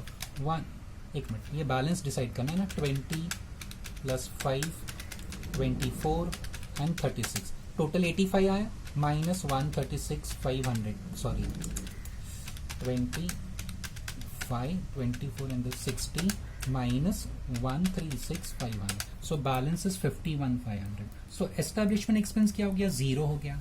अब सेकेंड इफेक्ट, ऑडिट फी तो दिया आपने, तो ऑडिट फी भी तो एक्सपेंस होता है ना, तो उसको लिखेंगे हम लोग एक्सपेंस में, उसको अवॉइड नहीं करेंगे, इग्नोर नहीं करेंगे। बट स्टूडेंट्स आप ऑडिटर को दे रहे हो ना, तो उसको ऑडिटर के नाम से लिखो, एस्टेब्लिशमेंट एक्सपेंस में क्यों लिखते हो, गलत कर रहे हो। तो स्टूडेंट्स ऐसा लिखने का, इसको सॉरी ऐसा लिखो स्टूडेंट, पेमेंट, ऐसा एक हेडिंग लिखने का, अदर एक्सपेंस में, the same head, payment to auditors. Okay, ऐसा लिखने के बाद अंडरलाइन करने का, फिर लिखने का ऑडिट फी। कितना ऑडिट फी था, 20,000 ना, 20,000। एंड कंसल्टेशन फी भी उनको हमने कुछ पे किया, consultation fee 5,000, so outer column 25,000। Same में स्टूडेंट्स, लीगल एडवाइजर को फी दिया तो वो आपके लिए एक्सपेंस है, no doubt about that, but उसको एस्टेब्लिशमेंट एक्सपेंस क्यों बता रहे हो। लॉयर को फीस दिया ना तो उसको अलग से बताओ ना, तो that's what I am doing. फिर लिखेंगे लीगल एडवाइजर फी, कितना हमने पे किया, 24। ये ऑडिटर नहीं है, कोई लॉयर वगैरह को हमने पे किया। Remuneration to MD, sorry it goes to employees benefit, हमने कहीं एम्प्लॉइज बेनिफिट बनाया था, यस स्टूडेंट देखो यहाँ पे। सो रेम्यूनरेशन, मैनेजिंग डायरेक्टर एक तरह से एम्प्लॉय होता है, remuneration to managing director, how much they had said, 36,000। तो इसको एस्टेब्लिशमेंट एक्सपेंस में क्यों लिखते हो, आपके लिए एक्सपेंस है, हम लोग एक्सेप्ट करते हैं, बट उसका अपना हेड है ना, एम्प्लॉय बेनिफिट, वहां लिखो ना, एस्टेब्लिशमेंट एक्सपेंस में क्यों लिख रहे हो, आप गलत कर रहे हो, ठीक है। एंड एडमिनिस्ट्रेटिव एक्सपेंस आपके लिए एक्सपेंस है, तो उसको अलग से लिखो ना स्टूडेंट्स, एस्टेब्लिशमेंट एक्सपेंस में सब नहीं डाल देने का चलता, अगर एडमिनिस्ट्रेटिव एक्सपेंस अगर उसमें रहेगा इट्स ओके, बट मैंने सबको अलग अलग लिख दिया। आ गया सोर में students. So what I have done, establishment expenses सब माइनस किया और उनके जो अपने अपने रेस्पेक्टिव हेड्स हैं वहां पे उनको लिख दिया। इट वाज नॉट आउटस्टैंडिंग या प्रीपेड, एस्टेब्लिशमेंट एक्सपेंस में ये सब एक्सपेंस ऑलरेडी इंक्लूडेड है, तो यहाँ से माइनस करो और जहां जहां उनका हेड है, ऑडिट फी अदर एक्सपेंस में ही आता है, लीगल फी भी अदर एक्सपेंस में आता है, but managing director remuneration employees benefit में आता है, एडमिनिस्ट्रेटिव यहीं पे आता है। ओके, बट यहां से माइनस करके अगेन अदर एक्सपेंस में लिखा। आगे सर में students, so this was adjustment number 6, simple था। Adjustment number 7, provide dividend on equity shares. Students हम लोग क्या करते थे, ऐसा एक नोट लिख देते, अगर आपको याद है तो, proposed dividend, it is not part of what you can your schedules है ना, अलग से ऐसा नोट लिखते थे at 4%, 4% of what, at 4%, so 9 lakh हमारा इक्विटी शेयर कैपिटल है, 4% मतलब 36,000। अभी कंफ्यूज मत हो ना, ऊपर 36 रेम्यूनरेशन टू एमडी, ये 36 हमारा वो प्रपोज डिविडेंड। ऐसा एक बस सेंटेंस लिखते थे हम लोग सारे नोट्स खत्म हो जाने के बाद, है ना। तो लास्ट नोट हमारा 16 था, यहाँ लिखना चाहिए था, सॉरी मैंने यहाँ लिख दिया। 16 के नीचे लिखोगे तो ज्यादा अच्छा है, सारे नोट्स खत्म हो जाने। And no second effect. Now comes वो इनकम टैक्स असेसमेंट, पहले भी मैंने एक बार किया है, उसका 2 इक्वेशन बनाते थे। पहला equation gross demand minus advance tax, second equation gross demand minus provision for tax. ये कौन सा साल का होना चाहिए, पास्ट ईयर का, है ना, लास्ट ईयर का या पास्ट ईयर का। ट्रायल बैलेंस में जाओ, देखो वहां पे है इनकम टैक्स एडवांस 1,33,600, 1,33,600 मिला, 1,33,600। और provision for tax credit side पे दिया है, देखो previous year income tax, provision for tax और प्रीवियस ईयर 154। प्रीवियस ईयर का मतलब पास्ट ईयर समझो आप लोग, इनकम टैक्स में प्रीवियस ईयर मतलब लास्ट ईयर का फाइनेंशियल ईयर होगा, 1,54,000। ये मैंने ट्रायल बैलेंस से लिखा, जो मैंने यहाँ पे नहीं लिखा था नोट्स में। हमने एक नोट लिखा था ना व्हेन वी डिड, देखो लास्ट टाइम मैंने क्वेश्चन किया था, आपको नोट दिखा देता हूँ मैं। So again I will not record that note. When income tax assessment adjustment is given, please don't record advance tax and provision for tax of past year in the notes. What to do instead? Instead draw 2 equations. ऐसा मैंने note लिखा दिया था already. That's what the same thing I am doing. But ये past year के लिए applicable होता है, करंट ईयर को नहीं अप्लाई करने का ये एडजस्टमेंट। ग्रॉस डिमांड कितना का है स्टूडेंट्स, अभी हमने पढ़ा था gross demand 1,45,000। This is what adjustment number, ये वर्किंग नोट कर रहा हूं मैं। एडजस्टमेंट नंबर कितना है स्टूडेंट्स, ये 8 है ना, या नंबर 8 है। So students 1,45 minus 1,33,600, it comes to 11,400। And ये भी 145 है ग्रॉस डिमांड, 1,45 माइनस 154,000, 9,000। पहला इक्वेशन का इफेक्ट हमेशा बैलेंस शीट में जाता है, मैंने कहा है, एंड सेकेंड इक्वेशन का इफेक्ट हमेशा पीएनएल में जाता है। वो ऑलरेडी वो क्वेश्चन में मैंने लिखा दिया था, this goes to balance sheet, this goes to PNL. अब बैलेंस शीट में तो एसेट और लायबिलिटी 2 चीज होती है ना, तो कहां जाएगा, see how much the officer is asking 145, how much you have already paid, advance मतलब ऑलरेडी पेड कर दिया ना, तो आपने कम पेमेंट किया, 145 मांगा था, आपने ऑलरेडी 133 पे किया है, सो ये कम पे किया है, so this will be payable. Payable मतलब अदर करंट लायबिलिटी, ज्यादा पे किया तो आपको रिफंड मिलता है स्टूडेंट्स, तो हमने अदर करंट एसेट में लिखा था, याद आ गया, वो क्वेश्चन में ना रिफंड आया था। अच्छा, ईयर आपको पे करना है 145, ही इज आस्किंग 145, प्रोवाइड मतलब यू हैव केप्ट असाइड, तैयारी आपने सिर्फ 154 की थी, तो आपने कम तैयारी की, तो इसको हम लोग कहते थे शॉर्ट प्रोविजन, वहां पे आया था एक्सेस प्रोविजन, इसको कहते हैं हम लोग शॉर्ट प्रोविजन। तो ये जाएगा बैलेंस शीट में, ये जाएगा PNL. So other current liability, other current liability हमने शेड्यूल बनाया था स्टूडेंट्स, देख लेते हैं एक बार, नहीं बनाया, ट्रेड पेएबल नहीं बनाया, चलो कोई बात नहीं। अदर करंट एसेट था, अदर करंट लायबिलिटी में, तो ठीक है, डायरेक्टली बैलेंस शीट में अदर करंट लायबिलिटी ये ना स्टूडेंट्स, यहां मैं लिख लेता हूं, how much it was 1,45 minus 130, 11,400। सो यहाँ पे मैं लिख देता हूँ 11,400, 11,400। This is because of adjustment number 8, आपके रेफरेंस के लिए मैंने एडजस्टमेंट नंबर भी लिख दिया 11,400, ठीक है। और इसके बारे में हमने क्या डिसाइड किया, this is short provision, this goes to PNL. तो स्टूडेंट्स ये पीएनएल रहा, और देखो यहाँ एक्सेस शॉर्ट माइनस होता है, एक्सेस ऐड होता है, सो 9,000। आपके लिए मैं इसको ब्रैकेट में लिख देता हूँ, मतलब जब आप टोटल करोगे तो शॉर्ट प्रोविजन को माइनस करना। So these are the 2 effects for adjustment number 8 जो हमने किया। एक इफेक्ट बैलेंस शीट में गया other current liability, second effect short provision PNL में गया। Okay done. Last number 9, last year provide for current year income tax. Student देखो current year income tax कहाँ कहाँ आता है, एक इफेक्ट यहाँ आता है प्रोविजन फॉर टैक्स, देखो ब्रैकेट में लिखा भी है current year. So current year income tax 1,09,200, 1,09,200 followed adjustment number 9 का इफेक्ट, वन इफेक्ट यहाँ। अभी देखो second effect provision for tax जाना चाहिए शॉर्ट टर्म प्रोविजन में, तो स्टूडेंट जाएंगे शॉर्ट टर्म प्रोविजन में, ये रहा हमारा शॉर्ट टर्म प्रोविजन, वहां पे जाके लिखेंगे प्रोविजन फॉर टैक्स। और स्टूडेंट्स मैंने कहा था अगर आपको सेट ऑफ करना है ना तो प्रोविजन फॉर टैक्स और एडवांस टैक्स दोनों सेम ईयर का होना चाहिए। ट्रायल बैलेंस में जाओ, देखो advance income tax 8-9th item है from the top. Advance income tax हमने जो 65,000 लिखा है, ट्रायल बैलेंस में देखो आपको ब्रैकेट में वहां कहा था कि ये करंट ईयर का है, और ये प्रोविजन फॉर टैक्स भी कब का है, करंट ईयर। एडजस्टमेंट में करंट ईयर ही बोला है ना स्टूडेंट्स, तो दोनों करंट ईयर का है, so we can set off. ये कितना है 109,200।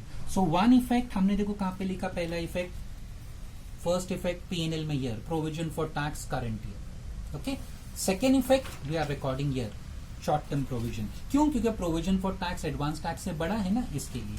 सो 109,200 minus 65,000, 44,200 to the outer column, 44,200। So we have done all adjustments. एक बार मैं क्विकली देख लेता हूँ स्टूडेंट्स, क्योंकि लेंथी क्वेश्चन है, मिस्टेक हो गई तो चेक करना बाद में मुश्किल हो जाएगा।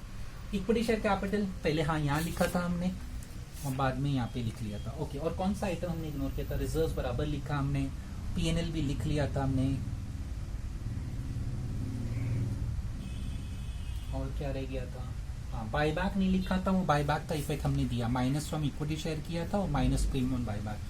और एक चीज और इग्नोर की थी, debtor income tax of previous year, वो प्रीवियस ईयर का इनकम टैक्स हमने यहाँ पे लिख लिया। और क्या इग्नोर किया था, commission, discount, stock, interim, dividend cost, establishment expense, वो हमने सब कर लिया।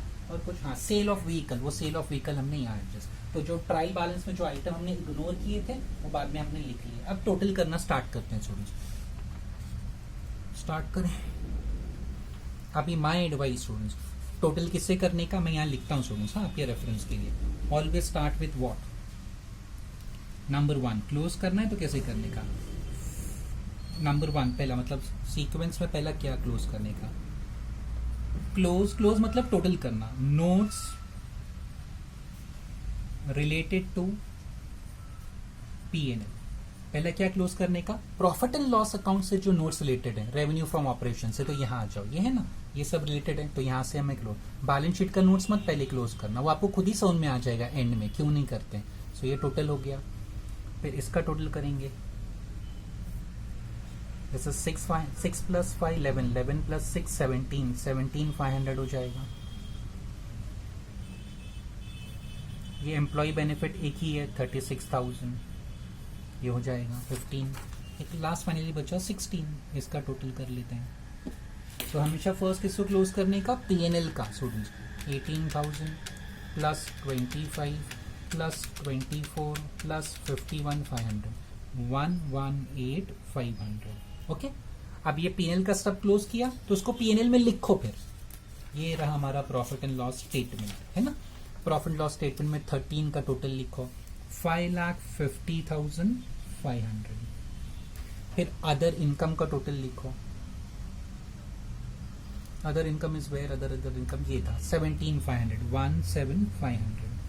ओके, नेक्स्ट क्या था, नंबर एम्प्लॉइज बेनिफिट 15, 36,000। सो यहाँ लिखा हमने 36,000। डेप्रिसिएशन मैंने कहाँ से लिखा था वो ऑलरेडी मैंने समझाया था, ये ड्यूरिंग द एडिशन कॉलम, इसका मतलब होता है करंट ईयर का depreciation, this goes to PNL, तो मैं ऑलरेडी लिख चुका हूँ। नंबर 16 कितना है, 1,18,500, 118,500। ओके, सो पहला 550,500 + 17,500, सो आपको टोटल इनकम आ जाएगा, टोटल रेवेन्यू 5,68,000। ऐसे ही एक्सपेंस फाइंड करो, 36 + 101,500 + 118,500, सो 2,56,000 आपका टोटल एक्सपेंस हो गया। फिर income minus expense, 568 minus 256,000, so profit before tax 3,12,000।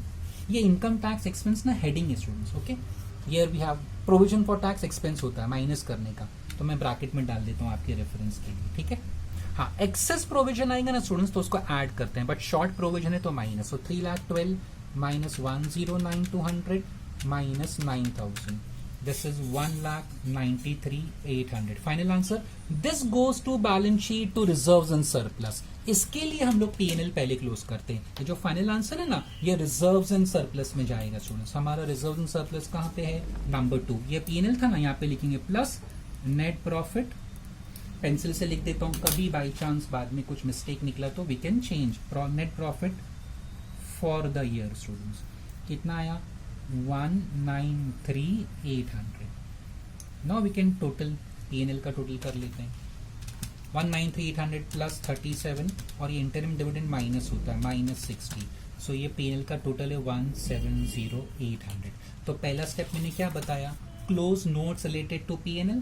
फिर क्लोज क्या किया हमने? P&L किया है ना, P&L पूरा क्लोज किया एंड फाइनल आंसर, ये जो फाइनल आंसर आया या final amount goes to reserves. तो मैंने उसको रिजर्व्स में लिखा. हो गया. Then step number 3, close notes related to balance sheet. अभी जो बैलेंस शीट से रिलेटेड है ना, B/S बैलेंस शीट. तो अभी बैलेंस शीट से related number 1 onwards 9 lakh plus 3 lakh. So total will be 12 lakh. Reserves का टोटल करते हैं. 320 प्लस 170, 7 प्लस 2 इज 9. सो 4,90,800. यहाँ पे सिर्फ एक ही आइटम है 2,62,000. यहाँ पे भी एक ही आइटम है 44,200. यहाँ भी एक ही आइटम है 1,80,000. डिपॉजिट इसका भी एक ही आइटम है 1,20,000 टोटल आएगा इसका. स्टॉक एक ही है 1,82,000. अच्छा, डेटर्स का मैंने नेट आंसर लिखा नहीं है. 4,85,000 माइनस 180 था and minus 120. So final answer is 185. Total करेंगे तो 185 ही रहेगा. ये 114,900. ये एक ही अदर करंट एसेट 6. अच्छा, एक कंटिंजेंट लायबिलिटी में नो नीड टू वरी, ये बैलेंस शीट में जाता नहीं, बट हाँ मैं भूल गया एडजस्टमेंट में दिया है students. I will record that. Okay. So ये सब बैलेंस शीट का हो गया. तो अब यहाँ ट्रांसफर करते हैं एक एक करके. Balance sheet share capital 12 lakh, reserves 490,800, 490,800. सो 12 लाख प्लस 490 करेंगे तो 16,90,800. लॉन्ग टर्म बोरिंग्स नहीं था स्टूडेंट्स, लॉन्ग टर्म प्रोविजन भी नहीं था. शॉर्ट टर्म बोरिंग्स नहीं है. ट्रेड पेबल था क्या? हाँ, ट्रेड पेबल था 262,000. शॉर्ट टर्म प्रोविजन था 44,200. 44 ये कहाँ से आया था? एडजस्टमेंट से आया था. एडजस्टमेंट नंबर 8 से 11,400. 262 प्लस 11,400 प्लस 44,200. ये हो गया 317,600 प्लस 16,90,800. 200,8400 है ना. फिक्स एसेट तो क्लोज करना भूल ही गया स्टूडेंट्स. मेन तो ये था. चलो ठीक है, करता हूँ अभी close. No need to worry. Sequence में पहले ये जो कर लिया वो रिकॉर्ड कर लेते हैं हम लोग. नंबर 5 फिक्स एसेट 6 क्या था? 6 वॉज नॉन करंटली 1,80,000 फिर 1,20,000. This is 1,80,000 number, sorry fixed asset है वो. फिक्स एसेट तो मैंने किया ही नहीं स्टूडेंट्स. 1,80,000 सीक्वेंस में पहले फिक्स एसेट आता है ना. नंबर 5 वो नेक्स्ट पेज पर था, मैं भूल गया. नंबर 6 फिर नंबर 7 क्या था? 120. Number 8 1,82,000. Number 9 185. Number 10 114,900. 11 6,000. Fix asset अभी ये लास्ट फाइनली स्टूडेंट्स. जल्दी जल्दी करते हैं इसको. देखो कैसे, कोई एडिशन नहीं दिया है. Purchase during the year, deduction नहीं दिया है. तो opening plus addition minus deduction है ना. So 2 lakh plus 0 minus 0, 2 lakh ही रहेगा. 7,15,000 प्लस 0 माइनस 0, 7,15,000 ही रहेगा. अभी तो प्लस माइनस का 940 प्लस 0 माइनस 0, 940 ही रहेगा. 2,50,000 प्लस 0 माइनस 1 लाख, तो 1,50,000 हो जाएगा. यहाँ कुछ भी नहीं है स्टूडेंट्स, यहाँ भी कुछ नहीं, यहाँ भी कुछ नहीं, तो ऑब्वियसली ये भी कुछ नहीं रहेगा. ओपनिंग प्लस 0 माइनस 0, सो क्लोजिंग ये 75 प्लस 32. रिडक्शन कुछ नहीं है, तो 1,07,000 विल बी क्लोजिंग.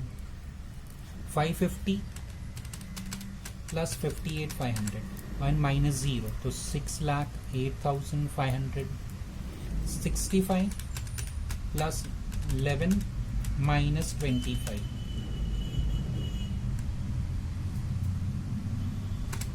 51,000. ठीक है.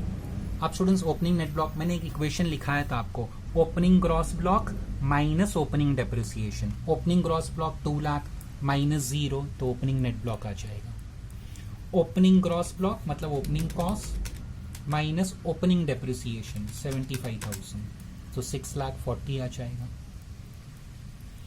9,40,000 ओपनिंग कॉस्ट, ओपनिंग डेप्रिसिएशन 550 तो 390 आ जाएगा. Opening cost 2,50,000 minus 65 185. अब क्लोजिंग कैसे फाइंड करने का? Closing cost minus closing depreciation, so 2 lakh minus 0 तो ये 2 लाख ही रहेगा. नो 715 माइनस 107 है ना, हाँ 107, so it comes to 608,000. 9,40,000 minus 6,08,000, sorry 608, 9,40,000 minus 608,500, 940 minus closing करेंगे तो 331,500. Finally 1,50,000 minus 51,000, 150 minus 51 99. अब ये लास्ट कॉलम का टोटल कर लेंगे students, and this goes to where? Balance sheet. आपको याद है मैंने बताया था स्टूडेंट्स, बैलेंस शीट में जाता है. टोटल कर लो 2,06,08,331 and 99,000. It is 12,38,500. 12,38,500. 12,38,500. सो ये बैलेंस शीट में लिखेंगे स्टूडेंट्स हम लोग. कहाँ गई बैलेंस शीट? क्या है? 12,38,500. सो year 12,38,500 plus 1,80,000 plus 1,20,000. So it is 15,38,500. Next 182, 185, 114,900 and 6,000. 4,87,900 plus 15,38,500. Difference आ रहा है.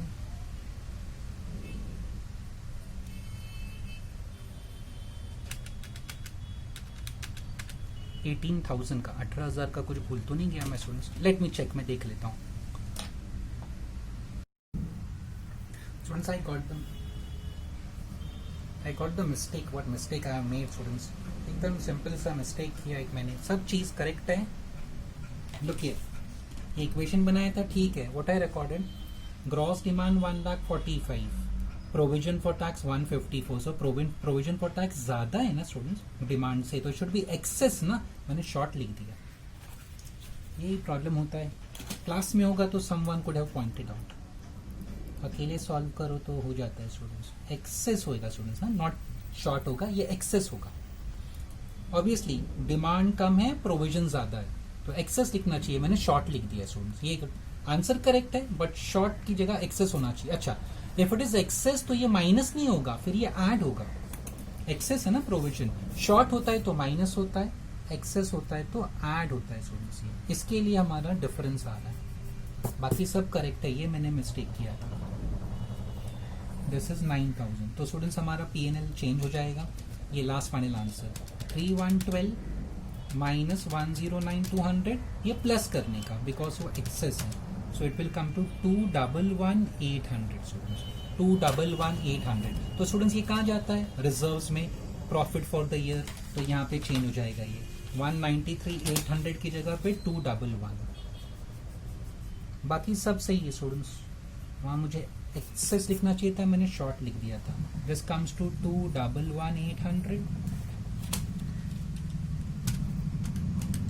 37 plus 2,11,800 minus 60. So it comes to 1,88,800 plus 3,20,000 50,800. ये बैलेंस शीट में जाएगा. Year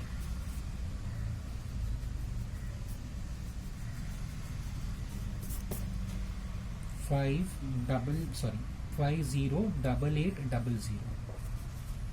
So plus 12 lakh. It is 17 lakh 8,800 plus 317,600. It comes to 2026,400. तो अभी balance sheet टाली हो रही है स्टूडेंट्स.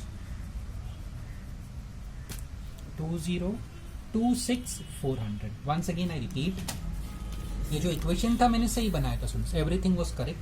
बट यहाँ पे देखो provision for tax cross demand से ज्यादा है ना, तो इट शुड बी एक्सेस. मैंने गलती से शॉर्ट लिखा था, मैंने इंटरप्रेट रॉन्ग किया, आई एम सॉरी. ये एक्सेस है ना, clearly provision for tax is more, ज्यादा है ना, तो एक्सेस लिखना चाहिए था. So if this is excess, भले एक्सेस हो या शॉर्ट हो, जाता दोनों पीएनएल में, बट इंपॉर्टेंट क्या है, शॉर्ट प्रोविजन होगा तो माइनस करना है और एक्सेस प्रोविजन होगा तो स्टूडेंट्स ऐड करना है. तो ये एक्सेस आया तो इसको ऐड करना पड़ेगा. मैंने शॉर्ट समझ के माइनस कर दिया था, इसके लिए बैलेंस शीट टाली नहीं हो रही थी. तो ये पीएनएल का फाइनल आंसर बैलेंस रिजर्व्स में जाता है ना, रिजर्व्स मतलब बैलेंस शीट, इसके लिए टाली नहीं हो रही थी.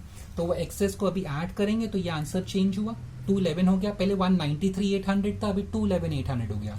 दिस 211,800 फिर हम लोग रिजर्व्स में लिखते हैं, तो रिजर्व्स का आंसर चेंज हुआ. 1,88,800, 5,08,800, फिर वो बैलेंस शीट में लिखा 5,08,800. फिर टोटल करो, बैलेंस शीट इंशाल्लाह टाली हो जाएगी. Okay, so this is balance sheet. इसके लिए मैं पेंसिल से लिखता हूँ स्टूडेंट्स टोटल. कभी फाइनल अकाउंट्स में होता है स्टूडेंट्स, बहुत सारे एडजस्टमेंट्स होते हैं, sometimes we forget some adjustment, कोई आइटम मिस हो जाता है, ये ऐसा एरर हो जाता है, प्लस माइनस में गड़बड़ हो जाती है. सो बेटर पेंसिल से लिखने का. कुछ चेंज होगा तो आप रब कर सकते हैं. एग्जाम में पेंसिल से नहीं लिखने का obviously students. Okay, so this is the balance sheet. ये हमारा सब नोट्स था.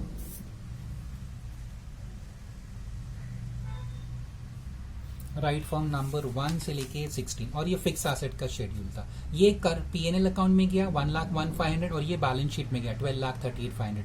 बाकी सबका भी आप टोटल कर सकते हो कॉलम्स का, नो प्रॉब्लम, टोटल करो स्टूडेंट, बट वो कहीं जाएगा नहीं, वो यहीं रहेगा. सिर्फ 2 कॉलम ऐसे हैं, ये पीएनएल में जाता है और लास्ट वाला कॉलम बैलेंस शीट में, बाकी सब कॉलम्स का अमाउंट कहीं नहीं जाएगा. एंड ये आपका नोट नंबर 16 था. ये सब वर्किंग नोट मैंने किया आपको समझाने के लिए स्टूडेंट. एडजस्टमेंट 2, 3, 4, 5, 8, 6, 7 ईजी था, तो आपको जल्दी ऐसी समझ में आ जाएगा. बाकी ये मैंने वर्किंग नोट बनाया. ओके.